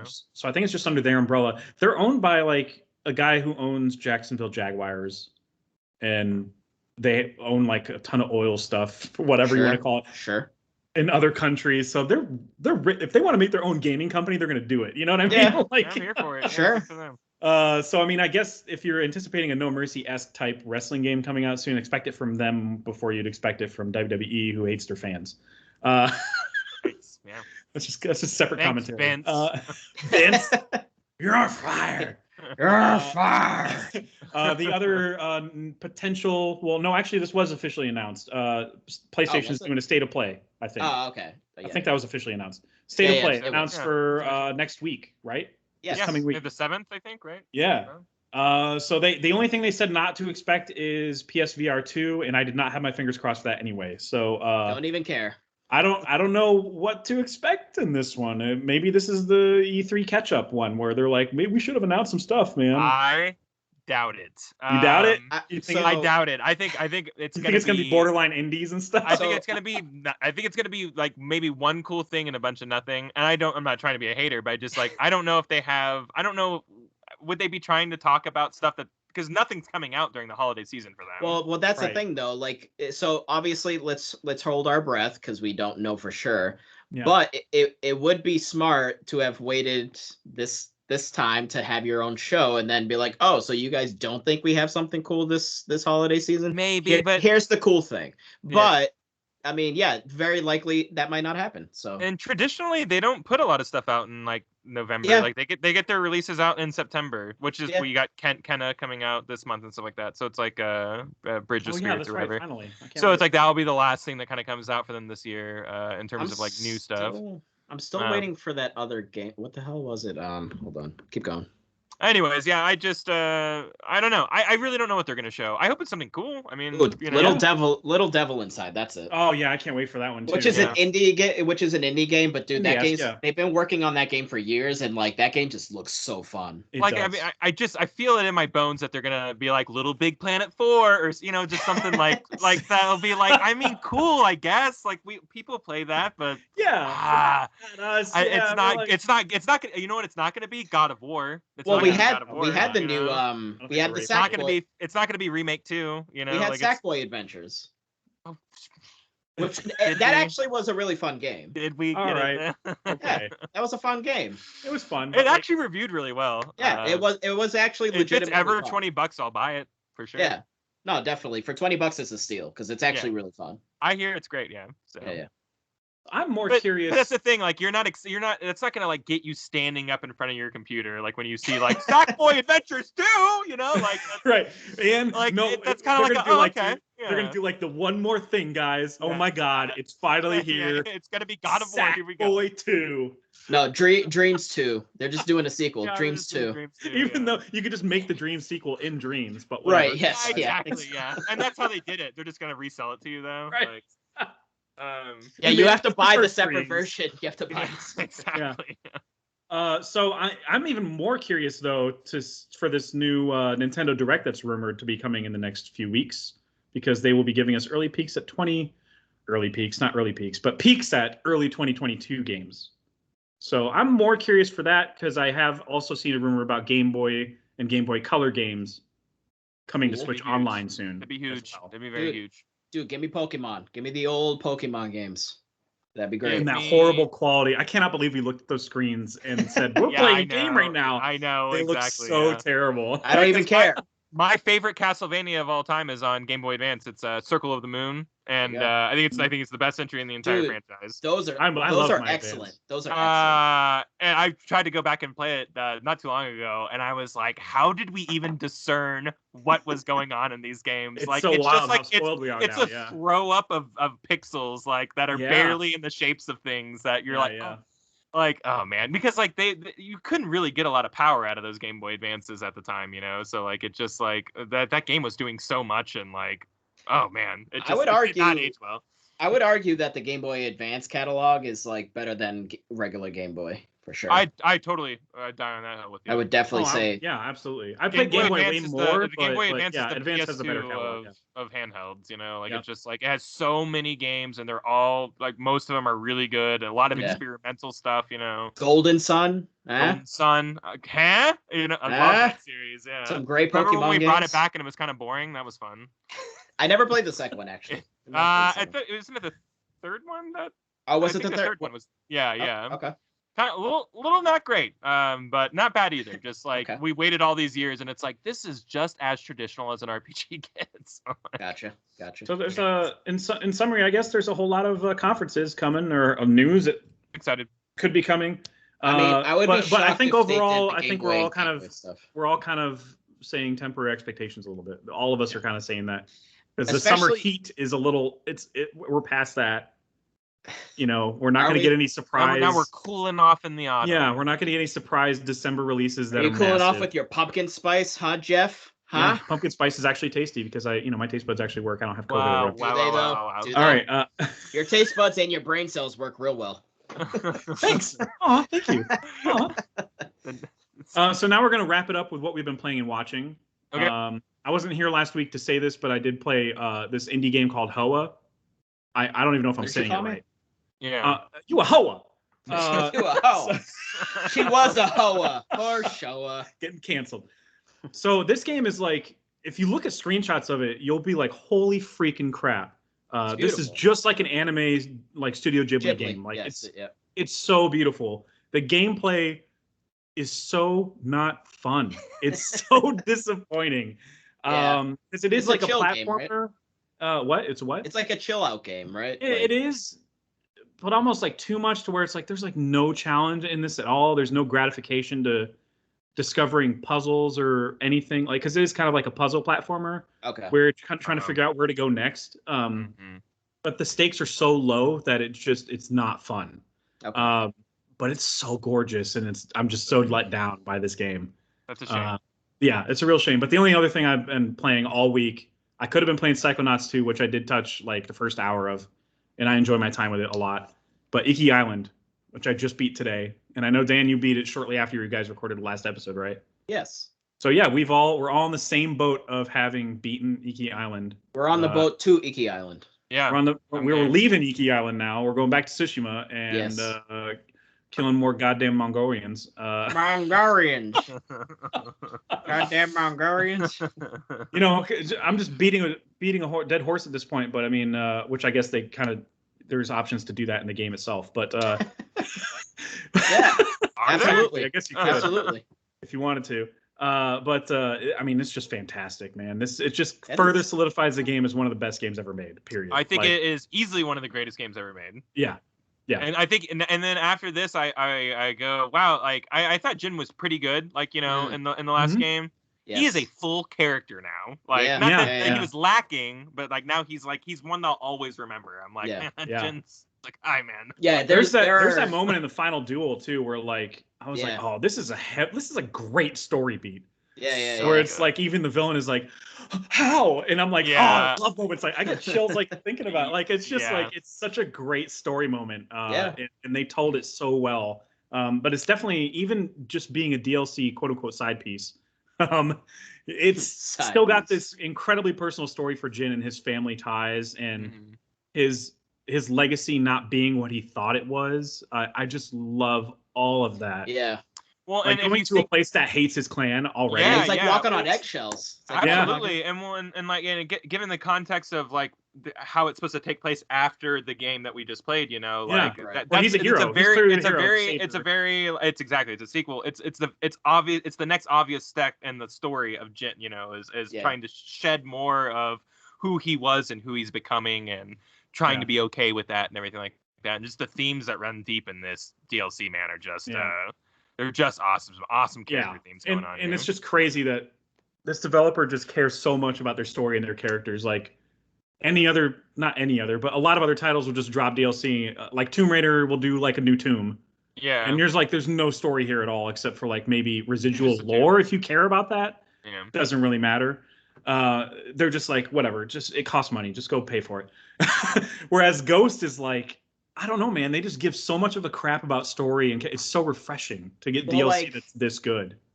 Yeah, I mean, like this DLC is literally just filling in entire gaps of his past. That like we knew the situation with the dad because of flashbacks from the original game, but like this is filling in those gaps and that the relationship between the two and understanding. What happened, which then also him kind of the flute parts with talking about his mom and all that, like, and I don't know if I remember he mentioning in the first game if he mentioned his mom, or at least if he did, it was not a brief, focus, right? Like it is in this. It was probably brief because it definitely was like I remember like the dad stuff like definitely was more definitely remember the dad stuff. So like even just those nice little moments because you're also petting animals, which is super amazing. Oh yeah, I love that. Lots of animals. I will just stay in the sanctuary after you can't really say liberated it, but after I've fluted them real good. I'll just stay there for like 15 minutes and just pet cats. I don't care. Yeah. Although tiny little nitpick. Cycle through like a few different animations of petting.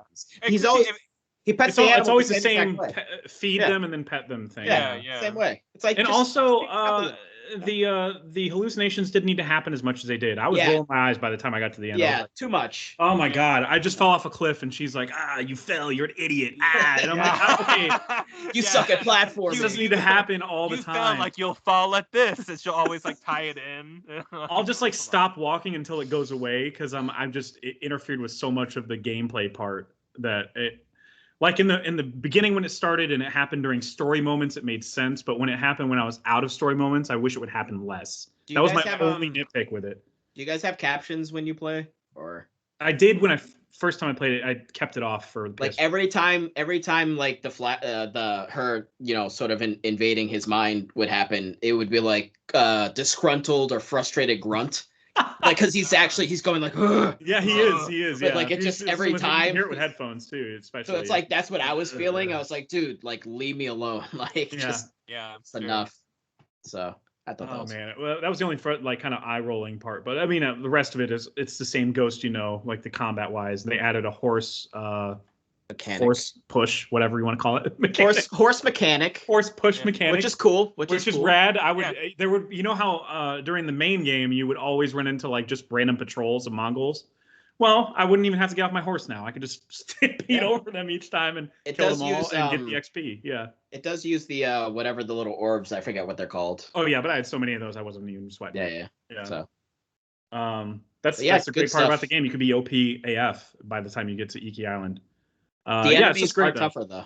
They are tougher. They are tougher, yeah. Just go for the shaman first and you'll be fine. Yep. No. Yeah.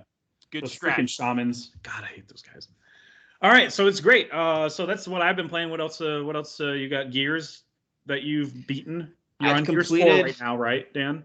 Yeah, I was actually saying I'm literally at the last boss fight. I'm pretty sure I have like 10 minutes, if that, of Gears 4. So I completed the original trilogy, the Bro trilogy. Bro. I don't want to hear Coltrane this, Coltrane that ever again for the rest of my life. I would be a happy man. You I don't even understand the reference. So Cole is one of the guys in your like platoon, and like he's an ex-football player. So like his nickname was the Coltrane.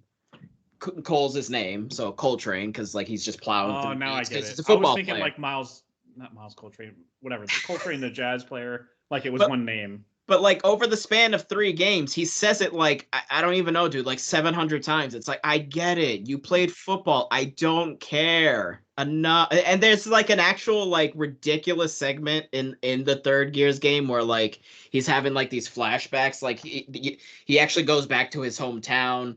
And like he throws on a football helmet, and he has like the pads on, and like the locusts are showing up in the stadium, but like he's imagining he's in a football game, so he's like running like an explosive over to, but he thinks it's like a football. It's like, dude, this is that game, especially those first 3, they're so masturbatory. Like, and they're like, it's just. Like that's stuff like that, like is why I just hate this series so much.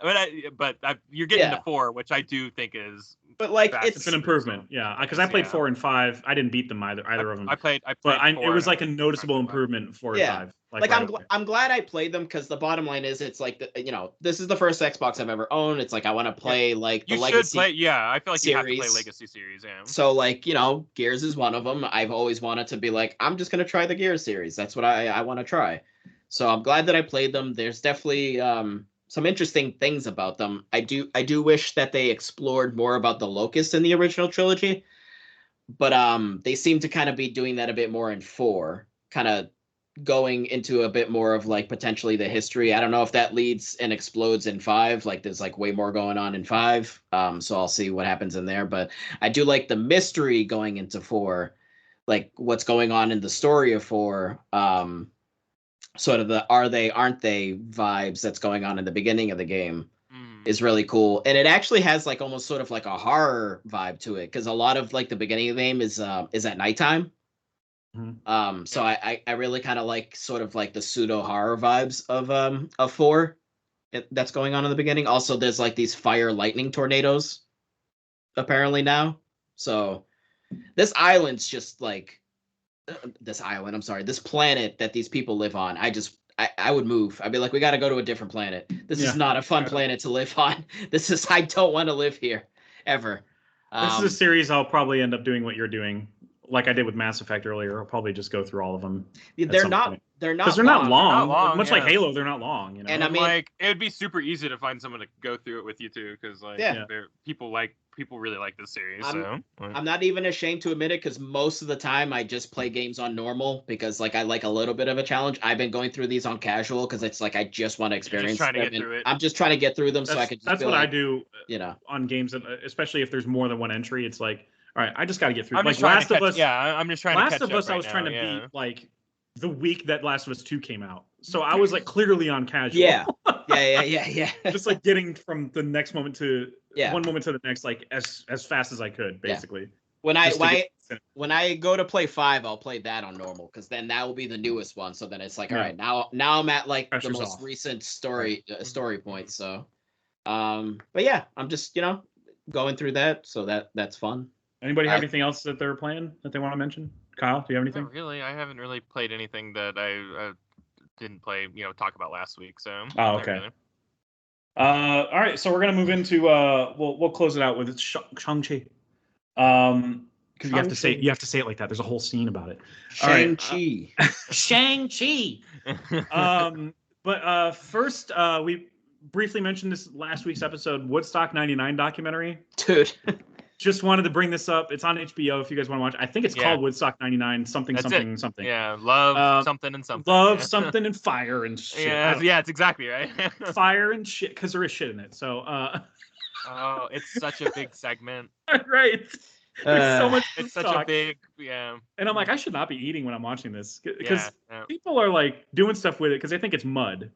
They're doing stuff with it. It's not mud. I don't get that whole situation. Why did anybody do the things that they did at that it was my festival? Psychosis, dude. Like for whatever reason, everyone there was like hypnotized by the heat to just be like, we're gonna stay here and endure this like awful.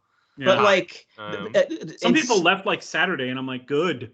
Yeah, but like, it ended on Sunday. Like lunatics that schedule a festival on a Sunday. That's freaking wild to me. But just dude bros raping women, setting things on fire, like destroying just all of sort of the structures, breaking into the trucks and like burning the pretzels. Like it was a perfect storm, which Kyle has already touched on. But like all of the elements added together with the music that they booked and the price, the outsane.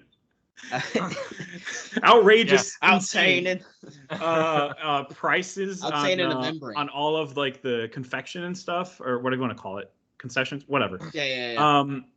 Like that combined with the heat and how ill prepared they were to take care of people that were suffering from heat strokes and stuff, like combine all of that stuff together, of course it went the way it did. Like of course the last day ended in fire. I love the messaging. Riot squads. I love the messaging of just like, this was the generation of like all the angry white people that had absolutely nothing to be angry about. Yeah, we didn't know what we were mad about. All this hostile music, Fred Durst telling us and I to went break to things. Like, went to high school and middle school together, and we was it middle school or just high school? I don't remember. It was both. Yeah, it was both. I think you moved schools at some point. Yeah. But that was when Limp Bizkit was in. Yeah. And I remember listening to them because I thought it was cool to listen to a band that cursed. Yeah, same. Yeah. I was like, this is edgy. Yeah. So like, same thing with Korn. Like by association, I started listening to Korn. Korn is better. Korn's great. Korn's actually good though. Yeah, exactly. But the thing with Limp Bizkit is, I went back and Kyle and I were talking about when we were playing Aliens Fireteam Elite, which is really fun, by the way. And y'all talked about it already.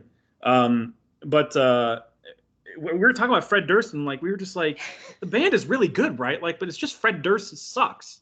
Like, I mean, the band, musically speaking, the band is good together. I forget. So I went back and listened to them again, and I'm like, holy crap, the band is incredible. Yeah, they know how to play their instruments. Yeah. Well, but yeah, you have right now I'm dangerous. You have Mr. Fred Durst up here, like what I like to call scream whining. What's his name? The guitarist, because the guitarist he actually wrote the lyrics. Like he was actually the one that was talented. We had him to blame for shut the F up. So back the F up. But I think that was just this F up. But that was the vibe of that band, right? Like it was. That's what Fred Durst. That was Fred Durst. So. And that's the other thing is like when like the people at Woodstock were like, "Hey, stop." He's like, "This is what what you hired." Fred Durst. You hired. Yeah, like, I'm gonna go out there. Like I have a song called "Break Shit." Yeah, that's my that guy. my vibe. that guy would not accept any of the blame, like at all. He just kept blaming literally everything else. Like, dude, it's like, dude, this is your fault. It's absolutely. Oh, you're talking about the promoter, the promoter. Well, the guy, the co-creator. Yeah, or whatever. yeah, the guy who blamed the way women dressed for getting raped. Yes, that guy.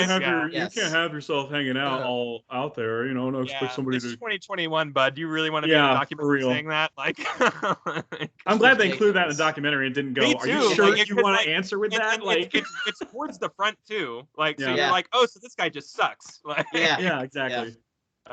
He is the that's villain. A really good watch. I highly recommend it for people that are from our generation, because I remember everything being on fire, watching the live broadcasts and going, what is going on over here? Yeah. And then not really wrapping my brain around what went wrong. Well, and then MTV for weeks going like, we had to run for our. I remember that. Being like, we had to run for our lives. You know, like we thought. Carson Daly having mud thrown at him all the time. Yeah, he had to leave early on. Carson Daly. Yeah.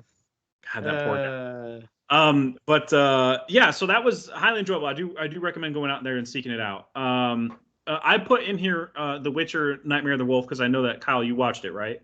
Yeah, I did. I haven't seen it yet. It's so good. It's good. It's outstanding. Cool. It's like it's got Castlevania vibes for days. If y'all are into the Castlevania TV show. Yeah.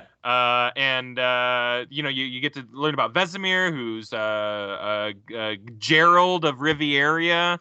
It's his master. Yes.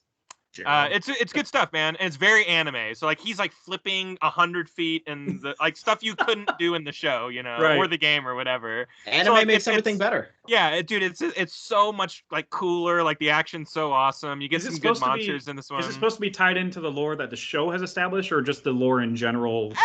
That's my answer. Yeah, man. It's kind of. It's part of the way it's worded to me is that it's part of the Netflix Witcher universe, but like again, like I guess the lesson you're supposed to take from it being an anime is that like this is like the way that it's told, like in fairy tales or myths or whatever, like or when he talks about it, like because obviously people can't do jumps that high, like even in the fantasy of the show, sure? like you can't. People can't do that in real life.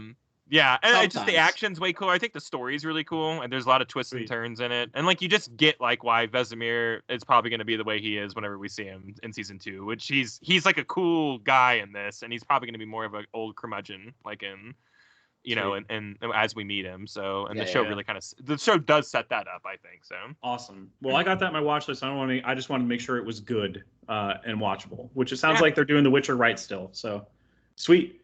Dan, you finished Dexter, everybody's favorite finale. Everyone's favorite serial killer. They just love him. Everybody's favorite final season of anything ever. Yeah. So, all right. So I finished all seasons. We were having a conversation in our little chat about how I think season 7. Now that I've watched all of them, I think season 7 is actually the strongest season overall. You're crazy. But I like season 7 because it's after the Colin Hanks stuff. No, but I'm saying I like it. But I'm saying overall because I think there's a lot of interesting moments. Whereas I think with season 4, it has that early season goofiness that I've been mentioning this entire time. Yeah, they do it every year. Yeah, but it has the best villain. That's the thing. Like season 4 is just like John Lithgow is just like he is just unbelievably perfectly creepy. As the Trinity Killer. He's just perfect. Like he's just the best bad guy in the entire show, period.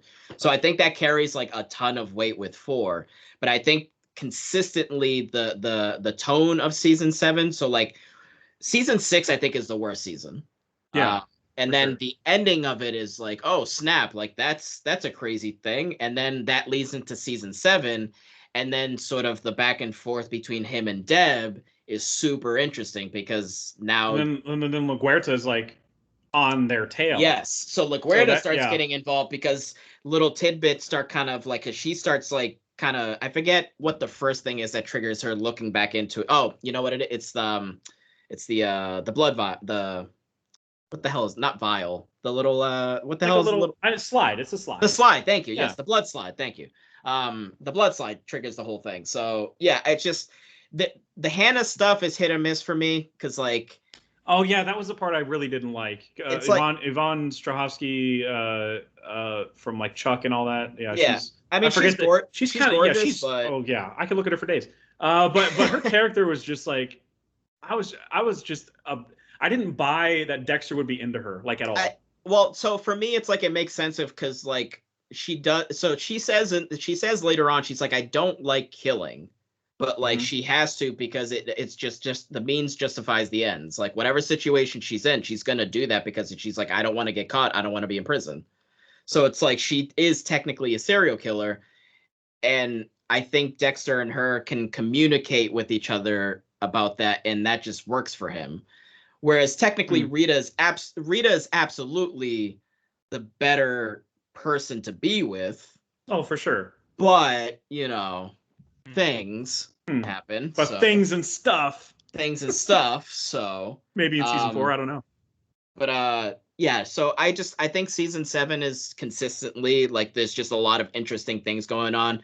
The back and forth between Deb and Dexter is just excellent. Like they're just like at the top of their game in those last 2 seasons. Just like there's just a lot of great moments, and then just the way it ends is like, I think like it fart in the wind. Well, so and you're facing that wind. The very very last moment, yes, it is. It goes in your mouth. Fart goes in your mouth, and it's like I could taste it. Yeah. But it makes sense though, because so there's 2 moments at the end of this season, the last episode, that it's like, oh man, that's just like, really, that's how you end it. But it makes sense for Dexter, because so other than him being like, I'm gonna put myself in exile, right, in that last moment, that does make sense based off of what happens right before that. I'm sure you recall, Jeff, what happens. Yeah. But like what he does there to that character is like super weird and twisted and messed up. It's like, why is that where he's putting that person? But it makes sense, right? Because that person is technically a victim of Dexter also. Like, so it makes sense that that's where that person's going. So like in my head, I'm like, I can kind of make sense of that, like for the character Dexter, because it's like, I feel like that's not the normal place of putting that character. Like, why would that be where they go? But like, because of who he is, he's a serial killer, and that's where he disposes of his victims. It makes sense that person goes there, because pretty much everyone that Dexter touches in their lives, like anyone that he comes across with that he ends up caring about, that bad things happen. He's a selfish character, and bad things happen to. Took him 8 years to figure that out. Yeah. I don't know. I don't agree that it all makes sense for his character. I don't know. You can logic your way around that, but How I Met Your Mother, you draw the line. Okay. So hold on. So, boy. So here's the thing. Yes, I can, because again, he's a serial killer. At the end of the day, he doesn't care about anything else other than killing. He does start to care about people, and he certainly cares about his sister. But the urge inside of him, the dark passenger, as they call it, just supersedes everything else. So that I can kind of like in my head like be like, well, I can kind of think of like, if that's what the writers are going for, that makes sense to me. How I Met Your Mother, on the other hand, and I want to ask you guys legitimately, so like no jokes, just like because I haven't actually asked you guys like seriously, like I want to hear from someone not like me who I think How I Met Your Mother does. I actually genuinely think it is as far as all TV shows I've ever watched, I think it is the worst ending of all time. I want to know why you guys don't think that is the case. I genuinely think it was super realistic, and that's how life is, know. And and also I respect the ending was like the ending was written the day that season 1, episode 1 was written, and the directors have said that, the creators said that. Sure. They even shot those kids, doing that's how they're still young in that scene. Well, right, yes, exactly. Like this was always the ending, and the show was always about Ted and Robin. It literally was always about them. It really was. Like, from the beginning. To end like that, like it was just obvious to me. Like, this is how this is supposed to end or whatever. Now, I'm on board when everyone's just like, well, we like the mother and we wanted more of her. Dude, same. That's why she's in a lot of things now, because she's super charming. She's a great actress. She's very lovely in the show. That actress is adorable. So adorable. I think they could have afforded to introduce her maybe a year or 2 before they did. Same. Yep. At least in terms of her interacting with everybody in the cast, because she played off of literally everybody. So I would have loved to see more time like with her and the other cast members and stuff like that. So there's some that would have made it more painful, but it would have, yeah. And I'm, you know what? This is what we're carrying over from the old podcast, and people know this if you listen to the old podcast. I like really bummer stuff. So if you're gonna, like, if you're gonna go for it, and like, I'm like one of the all-time best episodes of How I Met Your Mother is the episode where Marshall gets the news about his dad, you know, and it's it comes out of nowhere. It comes on the heels of a very funny episode, actually, and then it rips your heart out. And I feel like the mother reveal was a similar, because I think he's telling a story, and he gets choked up because of what he says or whatever. And I'm a gigantic crybaby too, so like that last season I am as well.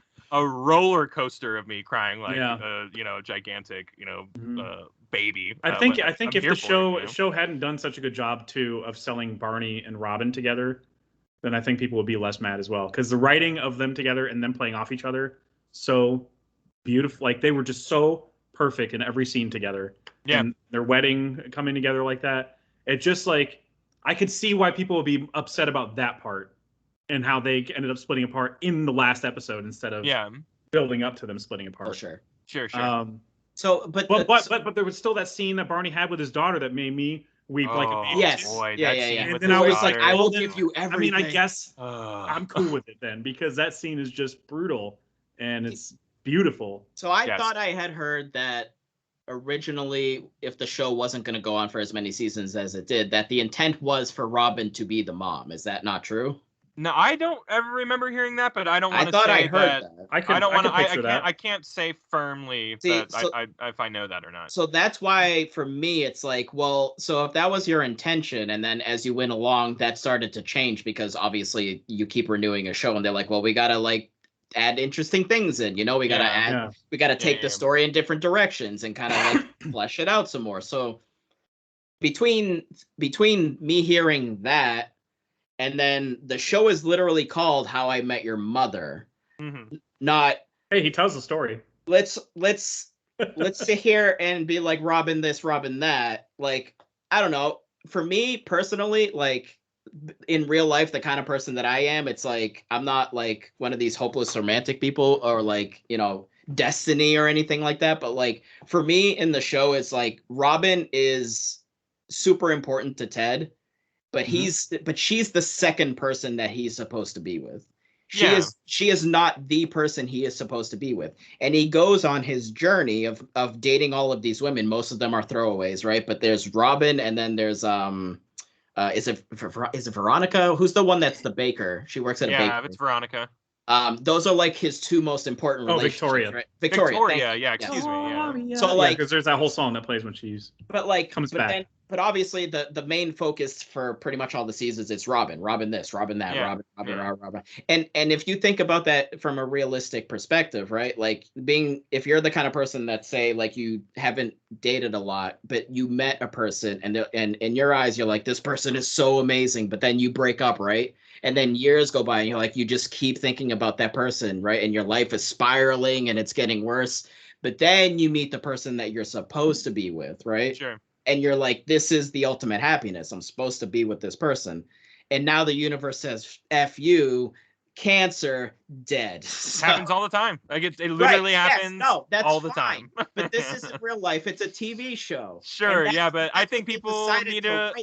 I think it was bold to not tell the hopeless romantic story and tell like, hey man, sometimes you find the person and then they're taken from you. No, like, I understand that. I think it's super bold. But don't write a show where you're dragging me along thinking that Ted is obsessed with this person because he thinks he is supposed to be with Robin, but he doesn't actually know that because he hasn't met the mom yet. Sure, and I would argue that the show does a really good job of showing you that Ted and Robin are perfect together. They just want different things. So like they actually are perfect together, but she wants to travel and doesn't want kids, and he wants kids and kind of wants to settle and nest and stuff like that. So it's like for me, like he did everything he wanted the ultimate to do. Friction between them. So like he got to have that life, so now he gets to go and and for me that's why for me that's bullshit, because it's like I don't like in real life, like if my wife died tomorrow, I'm not going to be like, all right, well I guess I'll go date this other person that's like kind of perfect. Like no, I want to be with my wife. It didn't happen right away though. It didn't happen right away. It was years later. I understand that, but what I'm saying is someone like me who you know, unlike Derek, because Derek would be like throwing up right now, all the mushy I know. crap. Like, this is just the kind of guy that I am. Like, I want to be with the person that I'm supposed to be with, not they die. And even though I got 30 years with them, it's like, cool, at least I get to be. No, it's like, no, I want to be with this person. So you write 9 seasons of a show, and here I am building it up in my head, like the mom, I can't wait to meet the mom. And then the mom is an awesome character. And then it's like, nope, and she's gone.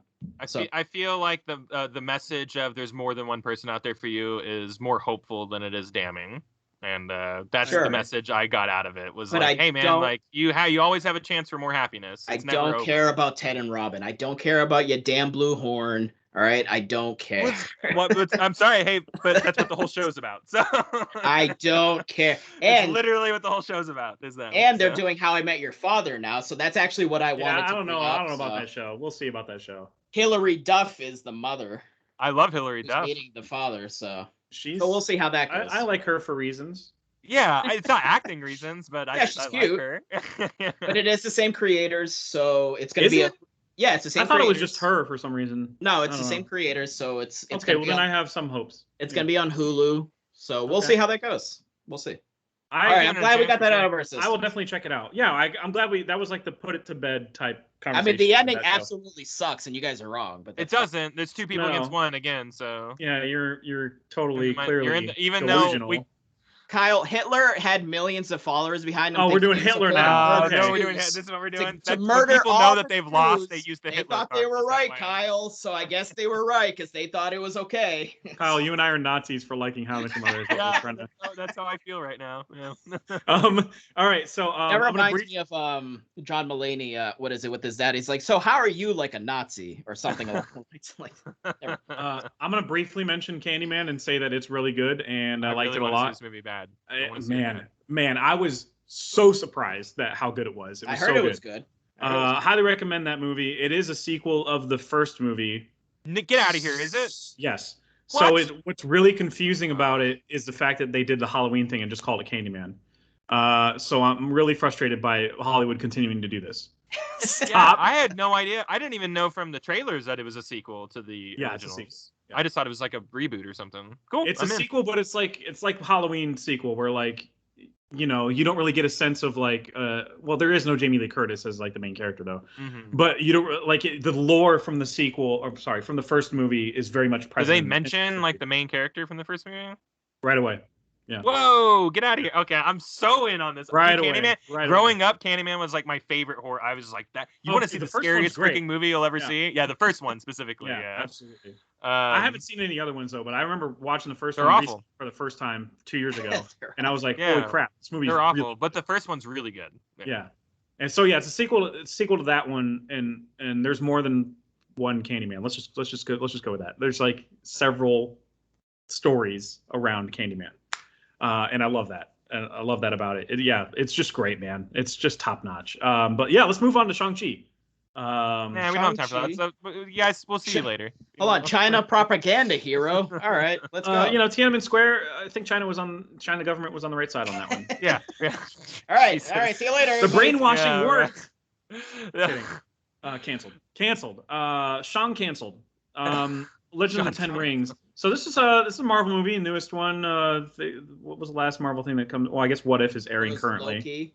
Loki, Black Widow before that movie wise. So it's been a good year for Marvel. Let's just say that. A wonderful year for Marvel. Yeah, it's been a really good year.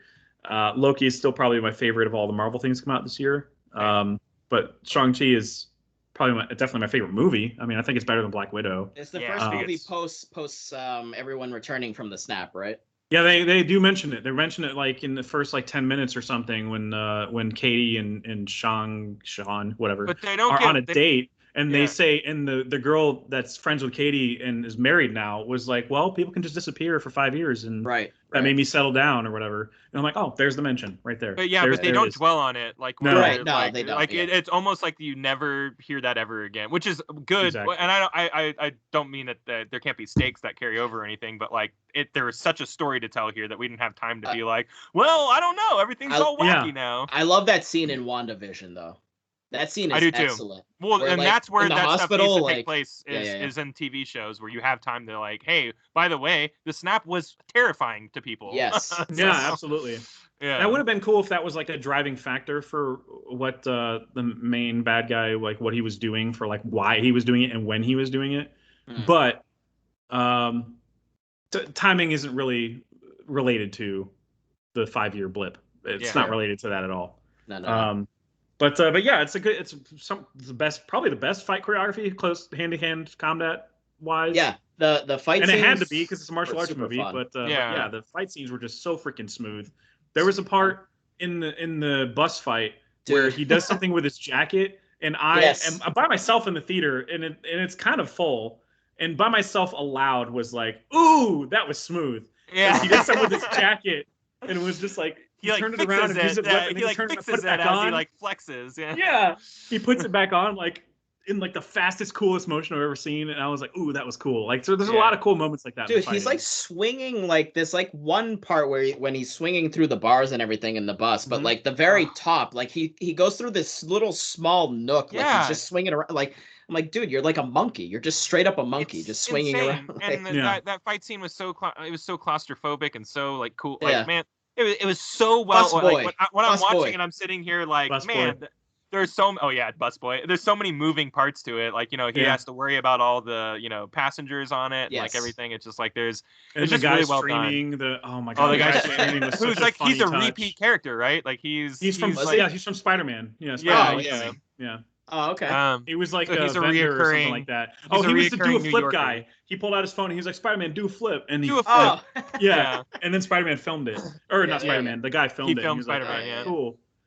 There's also a big fight, and you see this in the trailer, I'm not spoiling anything, that take place on scaffoldings that kind of like result into like a chase/fight scene. It's like 10 of the most exhilarating minutes I've seen all year in any movie. I thought it was just like completely out of this world. Like so how well that whole scene was just orchestrated, and the fight choreography, and you see it in the trailer where like the knife's in the air and he like grabs it out of the air, and like the camera work that's going on in all of these scenes, like the action sequences, even in like some of the more fantastical moments in the third act or whatever, like the camera is like so well utilized, like where I kind of understand what's going on all the time, whereas like it doesn't feel like an editing nightmare or like that. Yeah, there's I think the most highly criticized fighting Marvel movie that came out was Civil War, because there were like it was chopped to hell in some fighting moments. Well, even though, like, I still argue the airplane fight scene is just one of the best MCU fights ever. I think so. Like, there's some like parts where like Black Panther's doing one kick and it's like 6 edits, and you're like, it's 6 cuts. So there's sometimes some of that where it's just irritating as hell. But Shang-Chi, whatever, does none of that. Shang-Chi. Shang-Chi.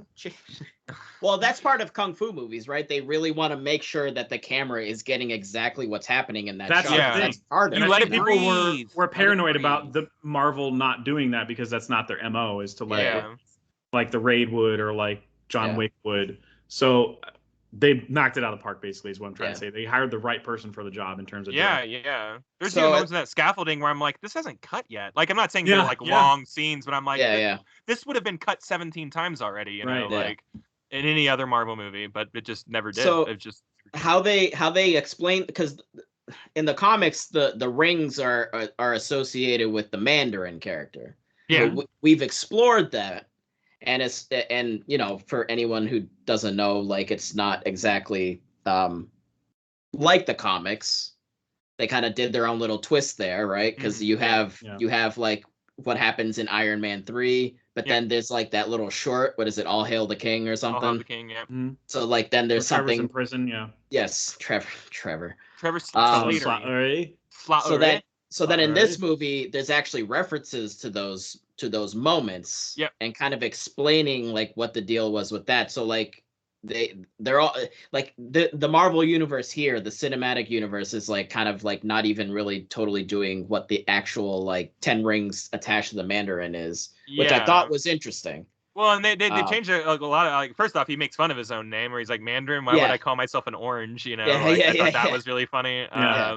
They changed a lot from the origins. Yeah, because apparently the origins were a little steeped in racism, a little bit, a racial stereotype. That's what I had. That's what I had. Just a little bit. A little bit. So they changed a lot of the Mandarin to and they made him his dad in this, which is not. It's in the trailers. Yeah. So I mean, like they changed a ton about that character, and it served the story way better. I mean, he is such a good bad guy. I got everything about like what I think he's one of the better bad guys we've gotten so far. And I just think that they did a really good job of making you.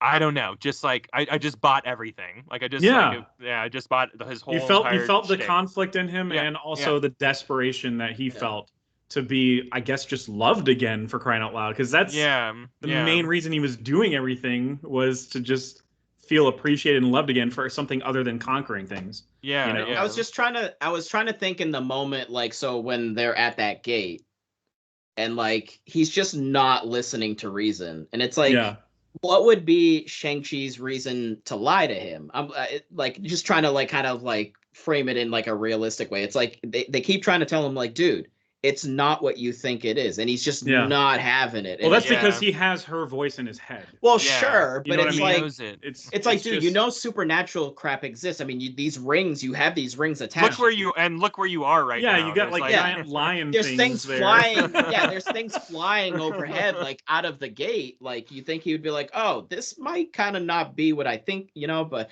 I get it. Like his, you know. Well, you know, and his son ran. I don't know how much he thinks he can trust his son, because his son's trying to kill him right now. And like, you know, his son did run away and like break his heart at some point. His son is also being extremely bitter about his dad in general, and he's the crux of the father-son like issue is like a very big cornerstone in this movie. Is just their tumultuous relationship, and I like the sister a lot too. I like I like her like arc and everything. So speaking of the rings look super cool. Like in motion. Man, I loved how they changed those for the better for sure. Yeah. I loved the moments when they actually used the rings for like movement. Yeah. Like there's parts where Shang-Chi actually like uses a ring to kind of like jump off of.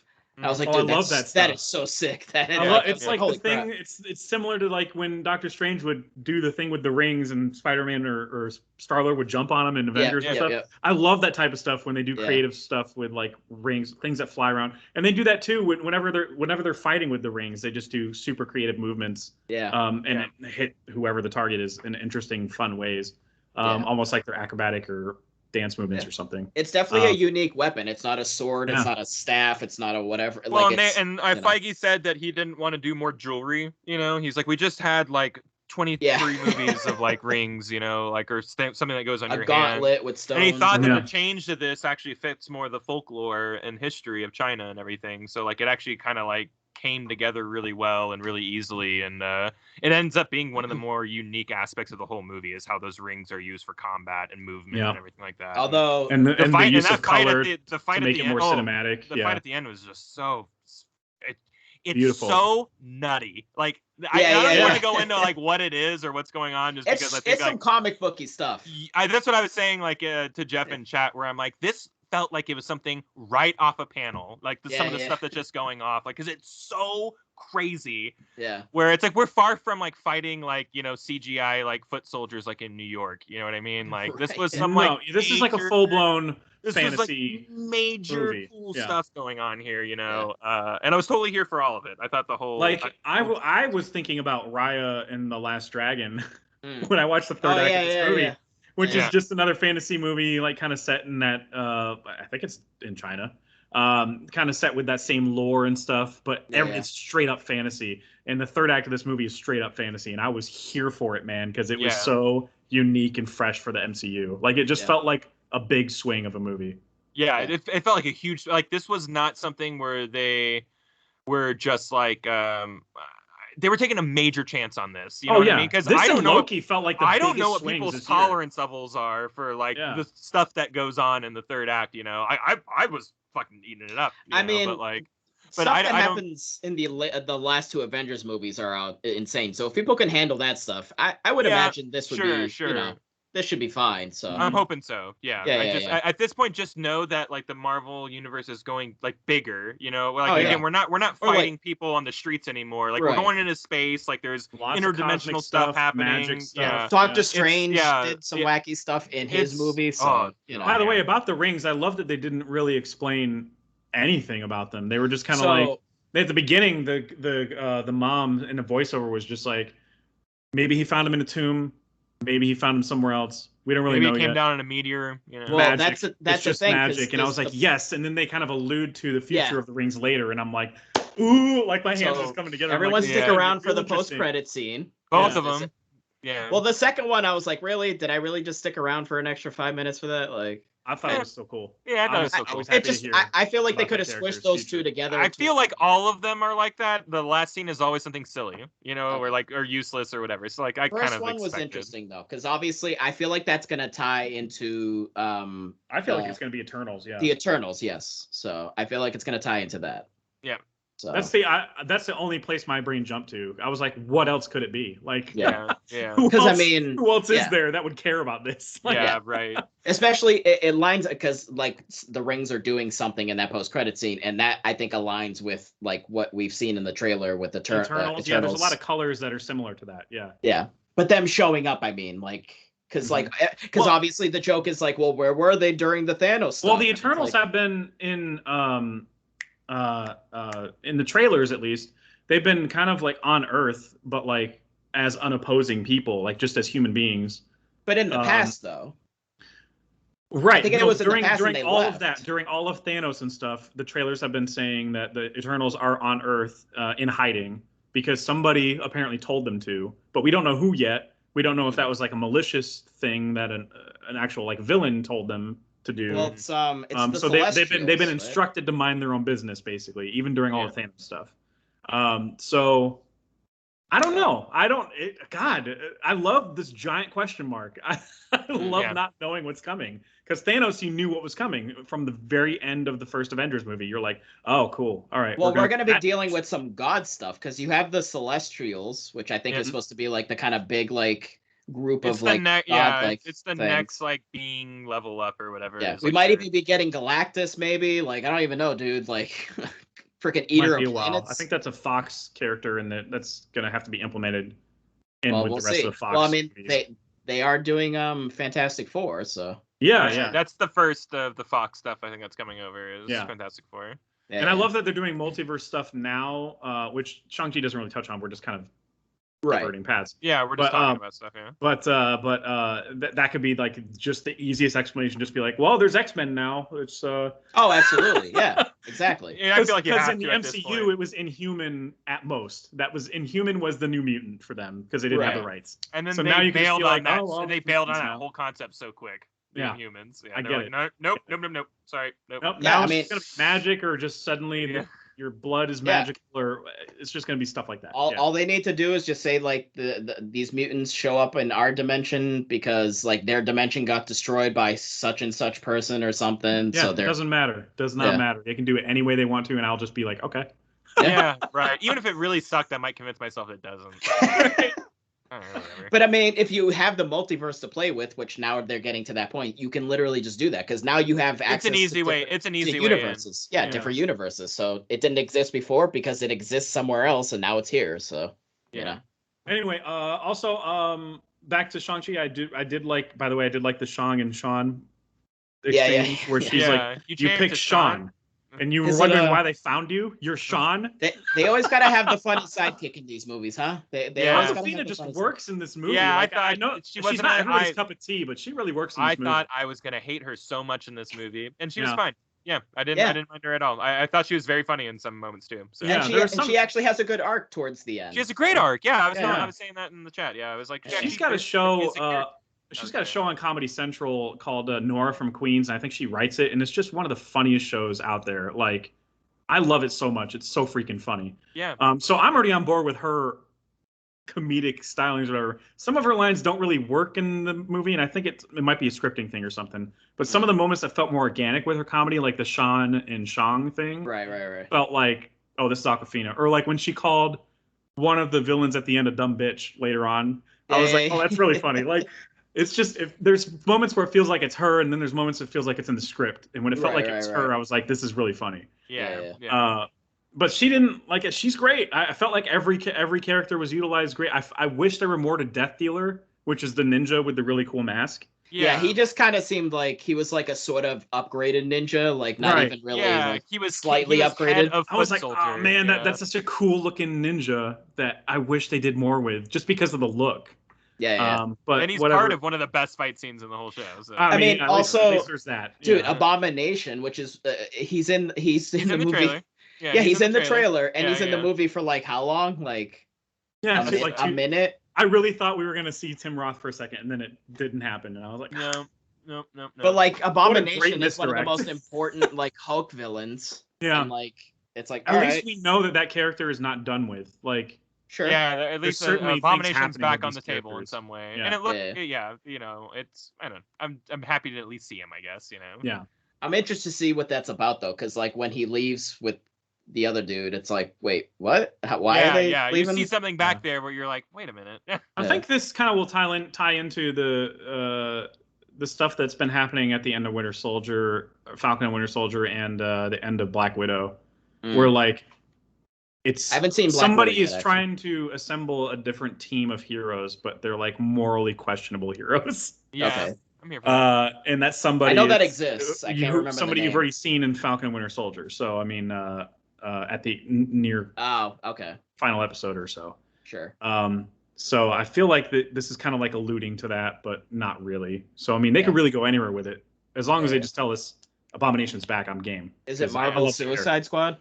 No, Thunderbolts. I think Thunderbolts is the name of it. Thunderbolts. Right. Yeah. But that's the one that Baron Zemo leads. But I don't know that they're gonna have him be a leader in this. Who knows? They can go any direction they want. That's why I love. There's a lot of There's a lot of villains on the table. So. Yeah. Anyway, that's gonna do it for episode 79 Current Gen podcast. Thanks for letting me go long, Tim. I assume you didn't edit anything. That's what she said. Even our curse words. Boner, poopy boobs. Oh no. All right, that's it this week. For Kyle and Dan, my name's Jeff. See you guys later. Derek is